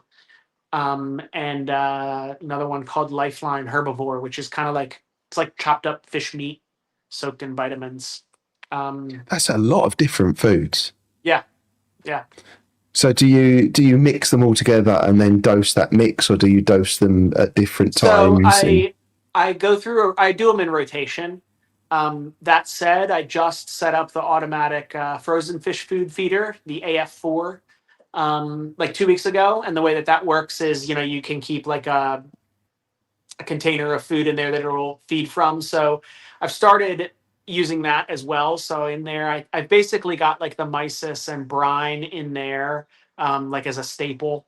And then I can feed those other ones like, once or twice a day, in rotation. Yeah. Yeah. Okay. Yeah, good selection. Yeah, interesting. I've always felt like, be very happy. Just like people, you need a good variety of foods, right? Not every fish eats every food.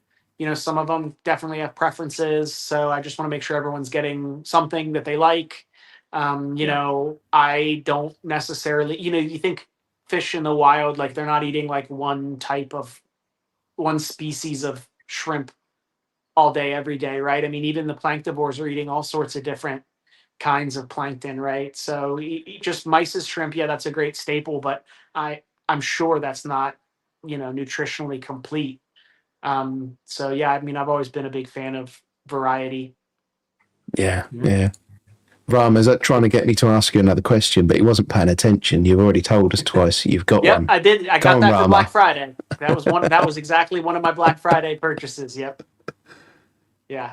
So I just got around to setting it up like 2 weeks ago, maybe. Yeah, 2 weeks ago. Okay. Which is pretty cool. Watch this. Alexa, feed the fish. I'm not quite sure how to help you with that. That's not good. You gotta wait a minute. It does this little thing, so it's gonna run the pump backwards real quick to kind of stir up the food that's in the container, and then it'll run it forwards, and it's gonna spit out over here. The fish know it's happening. Yeah, it's coming out now. I said the fish are there. Yeah, that's cool. Yeah, they do look quite good. They look good, those those feeders. They've been get pretty good reviews from what I've seen. Yeah, and I mean, I also say like, well, it's the best frozen fish food feeder on the market, right? I mean, it's the only one on the market, right? So it kind of doesn't even matter, like, is it good or not? Like, it has no competition at the moment, right? I mean, Yeah. maybe 5 or 10 years from now when there's other options, but yeah, for what it does, I mean, it seems to be working out really well. I love that, I can activate it remotely, and even on my busy days, I mean, I still, feed the fish manually, but it's just one more way to make sure that everyone is getting something every day, right? Yeah. Hopefully, no one else has got a voice assistant connected fish feeder because it set Yeah. everyone's voice assistant off. What's funny is I was trying to make a video of this for Instagram and show this, and then I was trying to when I was making the video, every time that I said it in the video, it was doing it, and she was hearing my video while I was trying to make the video, and she kept feeding the fish. So I think on TV now they have a sound that we can't hear that they play that tells the voice assistant, hey, this is a TV advert, don't actually trigger. Yeah, interesting. Yeah. Huron's Reef, Chris had a question about pH. Yes, yeah, I'd mark that. Let's have a look. So, Sam, what are your thoughts on pH?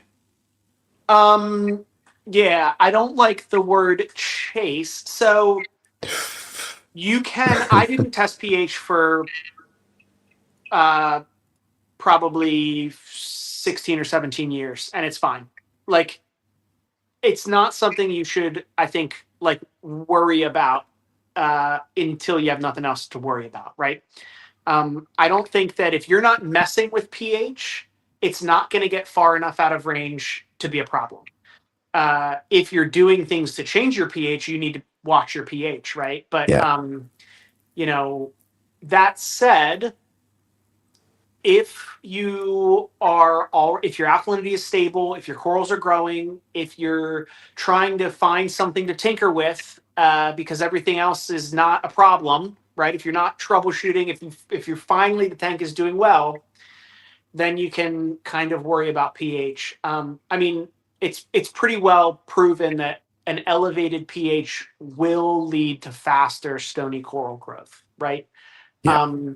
I don't think though that the problem is that a lot of ways, especially new people, if you start messing with the pH, you're going to screw up your alkalinity. And that's so much worse than if you had just never tested pH in the first place, right? Yeah. One of the things people do is put like a CO2 scrubber on the inlet of their protein skimmer. I think that's fine, but you got to keep up with it, right? Again, it's going to be worse if you do that, but then don't regularly change it out or miss when it gets exhausted, because now you're just causing variations and swings, right? So if you're going to mess with it, you need to commit. And right, so the ways that I like to do that would be like things like calc, right? If you're going to dose calc as your alkalinity supplement, it's going to automatically boost your pH by probably 0.1 or 0.2, right? What I do is I draw my air for my skimmer from outside, and I'm using sodium hydroxide for one of the portions of my DIY supplementation. So sodium hydroxide boosts the pH significantly. And actually implementing this, I switched completely to a sodium hydroxide based solution, and it was raising the pH too much. I was getting 8.7 or higher by the end of the day. So now I do kind of like a combination where during the times of day when pH is naturally falling, I dose the sodium hydroxide solution. And then during the times of day when pH is naturally rising, I dose a sodium carbonate based solution. But again, I'm not chasing pH. That's an alkalinity supplement, right? I'm dosing alkalinity, but I chose a supplement that provides a significant pH boost. Excellent. And I run the refugium in reverse daylight, right? So that provides a little bit of, buffering from the pH dropping too low at night. I would like my pH to be more stable, but It's just so hard. I think stable alkalinity is more important. Something I think people used to do is dose their alkalinity buffer overnight to bring their pH up.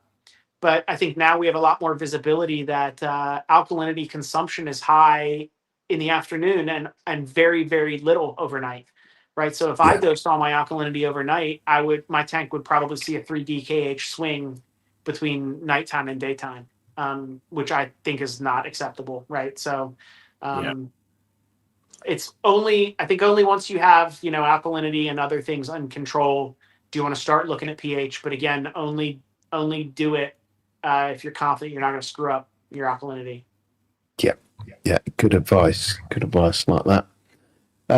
Alyssa had a question about your frozen food feeder.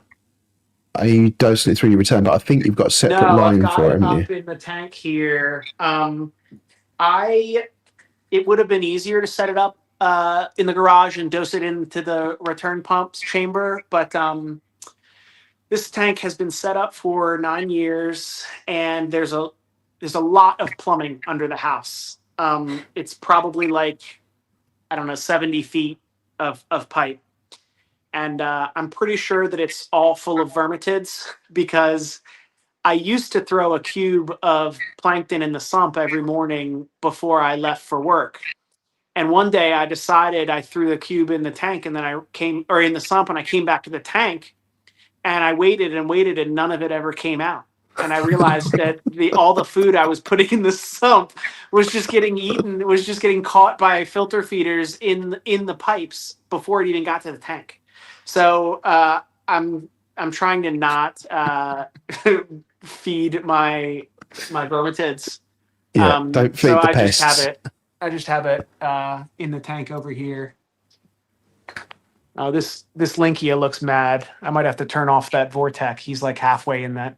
I just got that orange Linkia like last week. I know that they have such a bad Linkias have such a bad reputation for staying alive, but I figured I'd give it a try. But do you have Asterinas?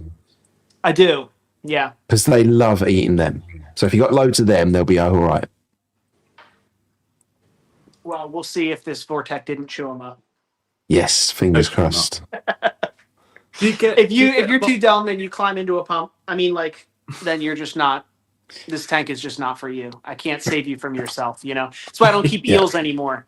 I used to keep eels because I thought they were cool, and I just decided they just want to die. I can't save you from yourself, right? If you just want to climb out of the tank, okay, fine. Forget it. So, if you want to climb into that pump and shred yourself, there's nothing I can do about that. So I don't have anemones. Yeah. Yes. Oh yeah. Don't. I played around with an anemone when I first started, and I thought I was really smart. And I put an egg cup, a ceramic egg cup, in the tank, and I put the anemone in it, and it sucked on straight away, and it was just so happy, and it didn't move for like 3 weeks. And I was feeling very smug and very smart. And I did a video for YouTube. I put foolproof way to get your anemone to stay in one spot. You were testing the reef gods, man. The next day, I came in and I'm like, where the fuck is that anemone gone? I thought you were going to say you left town, because that's the other thing, is you leave town, and then the first day you leave town, it's going to go get shredded. No, it's just I just went to work. Yeah. And I just couldn't find it anywhere. And a week later, a week had passed, still couldn't find it. Went to do my weekly maintenance, and it sat there in the filter sock. All things considered, that's a good place for you to find it. Yes, yeah. So that was what the point where I said, I'm gonna find somewhere else for this now. Yeah. That can sit in someone else's tank.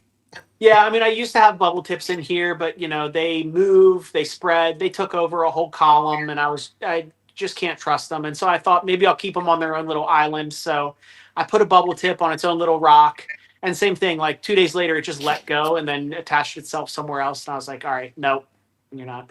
I do have Yeah. I have 2 rock flowers and 2 mini carpets. They're well behaved.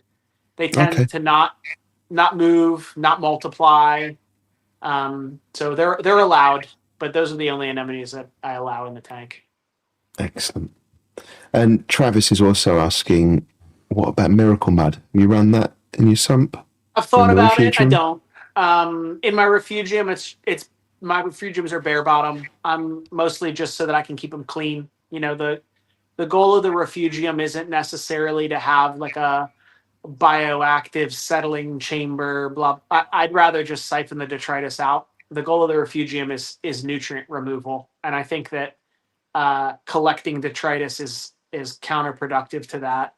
But I've thought about the Miracle Mud just because it's kind of an old school thing. It's kind of neat. It's kind of maybe a solution for some trace elements, maybe foster biodiversity or whatever. But I'm at this point where it's really hard for me to implement things like that. I have to look at my system and think, like, what am I trying to solve? Or like, what do I stand to gain?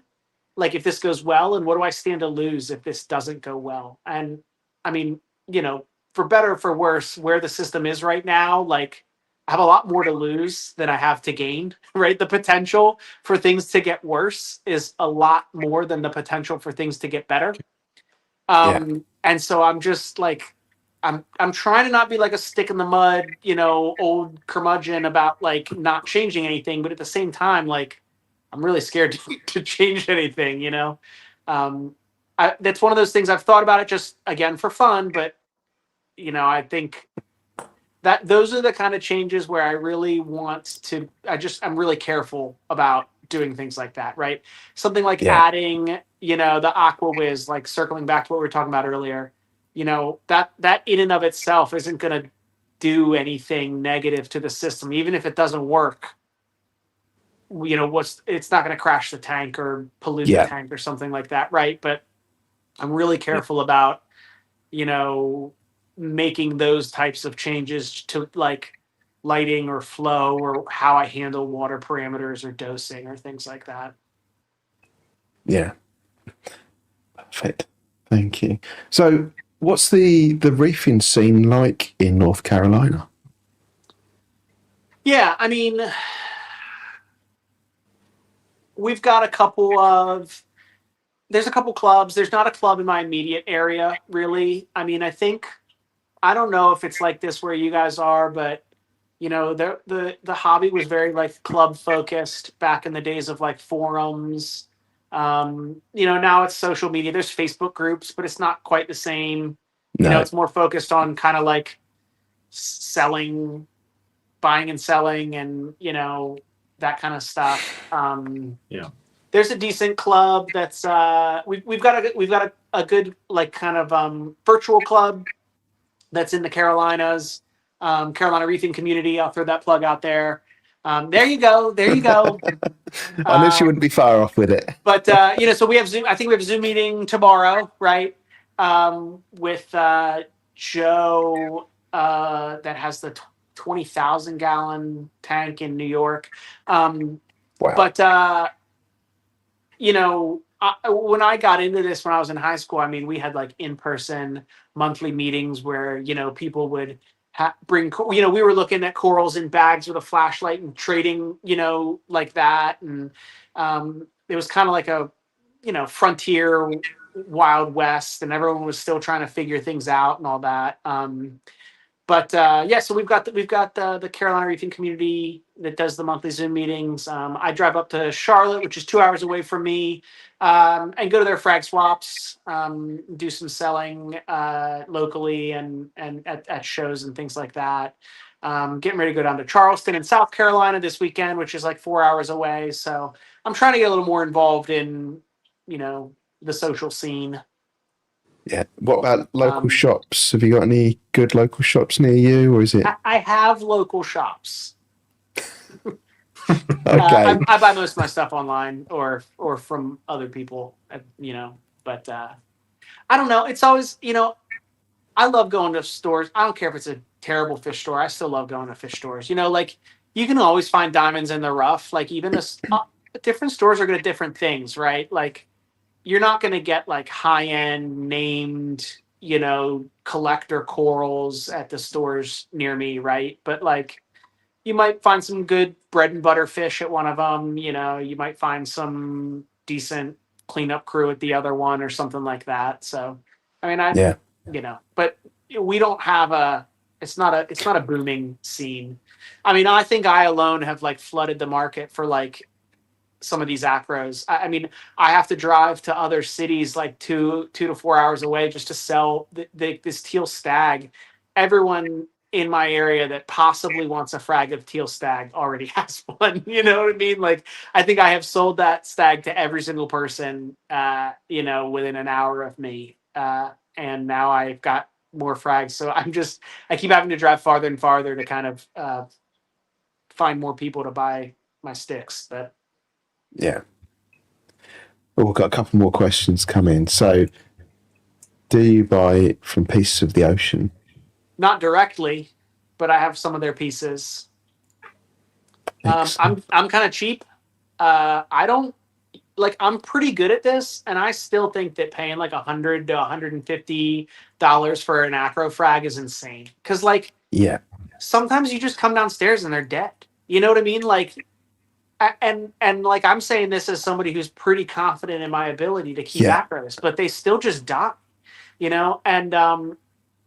And if you're any good at growing acros, like I just don't understand the price of some of these frags, Yeah. And I certainly am not picking on Pieces of the Ocean. I want to make that clear. I'm talking about like just acros in general, right? Yeah. Yeah. So I have a couple named pieces. I don't super care about the names. I buy pieces that look good, that excite me, that look good under white light, that have interesting growth forms.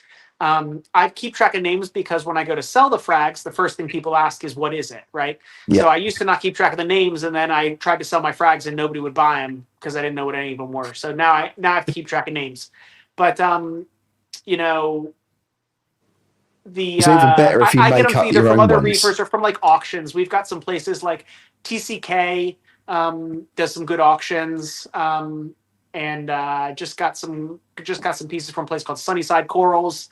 I think sometimes people are sleeping on some of these like smaller, honestly, like people like me, like it's just like a guy that grows too much coral and like has some stuff.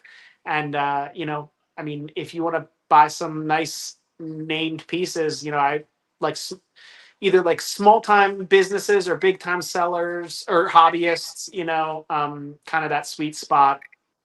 So, Yeah. I have WWC, I have POTO, I have Jason Fox pieces, but I haven't bought any of those pieces from those places. Yeah. Makes sense. Yeah, I said on a group chat with a load of people the other day that some of these prices are getting a little bit crazy, but they're only getting crazy because people are still buying them. Yep. There is obviously a lower limit that it's not worth the effort to go lower than that, but I think there's plenty of space for us to bring those prices down a bit by just not buying them when they're crazy prices. Yeah. I mean, that's another thing that's very different about the hobby, 20 years ago. I'm more interested in just like kind of sharing my stuff, giving it to, by the time that if it's somebody that's bought corals from me several times, and if they are also getting other corals that I might want to get back, I'm going to give them a really good deal or just trade stuff. I sell plenty of corals, but locally I sell frags. I don't charge more than $30 for anything. Yeah. And it's just because if I posted up that I had free corals, I'd have a bunch of weirdos, and I'd have like, just it would be worth my time, right? So like, just the fact that I gotta message you back and forth, people will be like, "Can you send me a picture?" Like, dude, I've got like 400 frags. No, I'm not gonna like spend hours sending you what you see is what you get pictures and stuff, right? But and that's the other thing too, is like this, people think that they need to make their money back on the first frag that they sell, right? So if you buy a coral for $100, Like, why do you think that you would sell the first frag? Like, sell it for half of what you bought it for. You're still going to make your money back in 2 frags. That's insane. You know, Yeah. sell it Yeah. for a tenth of what you bought it for. And then maybe one day you'll sell 10 frags and make, like, what other hobby do you get the opportunity to make any money back at all? Right. Like, we're Yeah. so lucky that we get to do that. Right. So, I mean, to me, you know, even if I pay a lot of money for a coral, you know, I don't feel like I need to make that money back on the first 1, 2, or 5 or 10 frags that I sell, right? I'm Yeah. really just more interested in finding homes for these corals. And some of this is like, I don't even understand how, like, when you get big colonies and they're growing well, like, I'm drowning in frags that I can barely even give away. You know what I mean? Yeah. So Yeah. yeah, I mean, it's yeah, frag swaps. I love frag swaps, right? Yeah. Unfortunately, what you see a lot of now are like trade shows, right? Like, I've got somebody local to me that's really good about kind of supporting hobbyists, and you know, I'm just a hobbyist vendor. I don't have a business. You know, I sell online through a couple different platforms, but I'm just a dude growing coral with frag tanks in his garage, right? So I don't cut any of my corals with the goal of selling them. All my corals I cut because they're getting too big, they're shading, or they're going to get stung or something like that, right? So, Yeah. um, but you know, frag swaps, old school frag swaps with hobbyist to hobbyist, you know, I think is something that's kind of missing from a lot of reefing scenes these days. You know, we get a lot of those trade shows, which it's like regional vendors who come in and sell stuff, but you know, not a lot of the hobbyist to hobbyist stuff. It's kind of harder to facilitate that these days, I think. Yes. Yeah. Yeah. What else do I have? John's asked, what about going on holiday? Do you ever go on holiday? And if you do you have someone reliable to look after your tank? Yeah, so it's been a long time since I've gone anywhere for more than a week. The week's kind of like my upper limit. Even that is kind of uncomfortable. Yeah. But honestly, the tank is so well automated that it can go without me. I mean, the last piece of that puzzle was that frozen food, which is, you know, the AF4 now. You know, the dosing is automated, the alarms are automated. I have a checklist in my phone of all the stuff that I need to do before I leave town. So I have a sensor in the skimmer cup to let me know if the skimmer cup is full. I also have a pump that automatically drains it. But in the event that the pump fails, I have an alarm in the skimmer cup to let me know that it's full. You know, circling back to that redundancy, but you know, I have to clean that to make sure that the auto top off is full, to make sure the dosing containers are full, to make sure the Trident reagents are full and have enough tests, right? So I do a lot of front end prep work, make sure the automatic feeders are full. I have a camera to check on the tank over there. But largely the tank can exist, you know, without me. And up until recently, I really just had somebody throw frozen food in once a day. Arguably, I probably could get by without that, given that I also have, you know, the frozen or the freeze dried and pellets. But the Majestic he'll start nipping if he doesn't get his frozen food. I'll come home to a couple bite marks. But now that I have that, no, I mean, I usually have like a friend or a neighbor come over, but like, you know, they would only know if the fish were holding up signs that said, you know, help us, please. I mean, they wouldn't, you know, they don't know what they're looking at. If one of them's stuck to the wave maker. Yeah. Or you know, the tank is like empty. I'm like, can you just make sure that the tank is full? If you can see the water level halfway down the tank, then let me know. But but other than that, you know, I just kind of rely on the Apex and automation to keep it running. Yeah. Perfect. And then the other question, John's on fire tonight. He's got lots of questions. Was, do you quarantine new fish? Yeah, absolutely. I've got, you know, way too much to lose if something were to go wrong. I quarantine new fish for a couple weeks. I preventatively treat with like praziquantel for like flukes and worms, intestinal parasites. Mostly though, it's you know, observation. Velvet's the thing that I would be most worried about. And you know, velvet you will see pop up. You know, the stress of transport, acclimation, and then a new tank it's going to pop up in the first week or two, right? And I've had that where, the fish is in quarantine and then like, boom, it's velvet's going to kill it within a couple days after you stress it out, right? Yeah. And so that's what I don't want to get in the tank.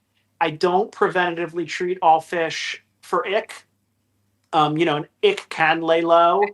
I'm just not that disciplined to run like a sterile system. I know that, even if I were to preventatively treat every single fish with copper, um, I'm not going to do that with coral. I'm not going to do that with snails. And I'm sure that ick would get in there somehow, right? So I do, I don't know if there's ick in the tank right now, but I'm not. My goal is to not maintain a completely sterile tank from that standpoint, but I think preventative observation for making sure that velvet doesn't flare up. And then quarantine is also a great time for your fish to get like settled in, right? It's a chance for them. Usually, they've been caught, they've been at a wholesaler, they've been on a plane, they've been at another place, they've been, so they probably have not eaten much, if anything, for the past couple weeks. Then you throw them in here with these guys who are, just going to zip around and suck up all the food while they're still peeking their head out the bottom. That's not fair, right? So Yeah. it's a great chance, diseases aside, it's a chance to fatten them up, get them used to your schedule, your foods that you're feeding, seeing your face. And then by the time you put them in the tank, they've got some meat on their bones, they're not starving, they're feeling a little more bold and comfortable with themselves, they're used to your foods, they're used to you, and that gives them a much better chance of success when you do finally put them in the main tank too. Yeah. Okay, we've gone past the 2 hour point now. I feel like we could talk for another 2 hours quite easily, but I've got to go to work tomorrow. Yeah, understood. And my kids are going to be getting home any minute, and things are about to get real loud over here. So Okay, so maybe a good point. It would be great to get you back on at some point, because I think Yeah, we absolutely. could talk a whole lot more. But yeah, it's been really, really fantastic to have you on. Really appreciate you taking the time out to come on and chat with us. Absolutely. Yep. It's been great. I just want to add that the East Coast Reefer merch, I've got the first payout from the merchandising company, and that's gone straight to Mind, which is a UK mental health charity that a lot of the reefing side of things support.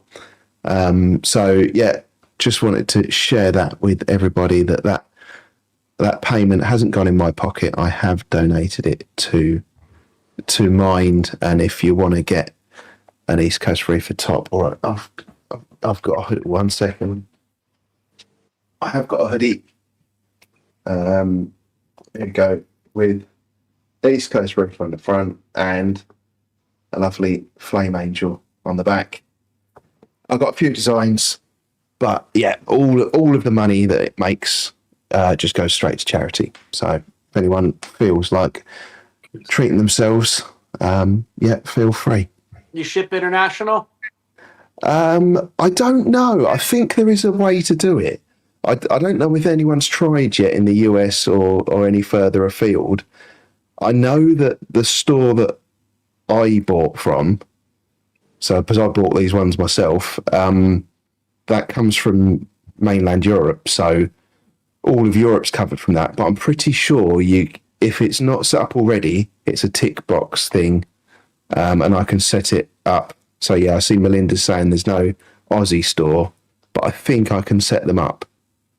So I will US and AU. So I'll have a look at that, see if I can get that set up. But yeah, Go good question. international. Yes. Just very quickly, Mike, what's your kids and your better half? How are they with your hobby and you being so invested in it? Are your kids interested in it? In your tank? Yeah. My wife has been here the whole time, with the tank. She, I've had a tank since high school, but I've also been with my wife since high school. So she's one of the few things in my life that was actually been in my life longer than the aquarium at this point. You know, it was actually her idea. Her and the contractor were meeting when we were buying this house. And then I got back and she was like, "Hey, why don't we put it in the wall and plumb it through the crawl space to the garage?" And I was like, "Oh, okay." So, you know, that was actually her idea. And then same thing, I always joke in the garage, you know, when we bought this house, she said, "I'm parking in my half of the garage. You can do whatever you want with your half of the garage." So I park in the driveway, you know, and have fish tanks in my half of the garage. So, you know, Fantastic. yeah, obviously you don't get all this without a supportive spouse. Yeah. And then the kids, Yeah. the kids love the tank. I mean, you know, they're kind of spoiled because, you know, this is normal to them, right? Like they just have this in their house. But, you know, I have step ladders to work on the tank, but I end up leaving them out all the time because the kids are always up here and I always get, you know, fingerprints along here. And I actually take care of, I ended up setting up 2 tanks at my kids' school. That's You cool. know, because my kids love this so much. And then, you know, so I actually take care of 2 tanks there at school as well. So that's my little way of giving back and getting. I hear parents, you know, the kids are like stuck to it, and the parents are like, "Yeah, maybe we'll get a fish tank," and I'm like, "Yes, got one." Yeah. Another future customer. Yeah. Yeah. Yeah, I keep trying to convince my work to get a tank, but they're not buying it yet. Yeah. Yeah. Yeah. When I asked school about it, I was like, "Do you want to," you know, and they were like, "Oh my gosh, no! Like, who would take care of it?" And I was like, I'm going to take, that was the offer. And they were like, "Oh, okay. Yeah. Once I said like, I'm going to do it, they were like, "Oh yeah, that sounds great." Before that, they were like, "No way." But That's great. Fantastic. Okay. Brilliant. Thank you very much. I'm going to play an outro in a minute, Mike.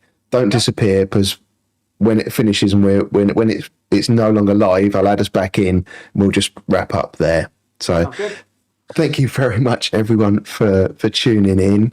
Really appreciate you taking the time tonight. Hopefully you found it interesting. There won't be a stream next week because I'm away with work.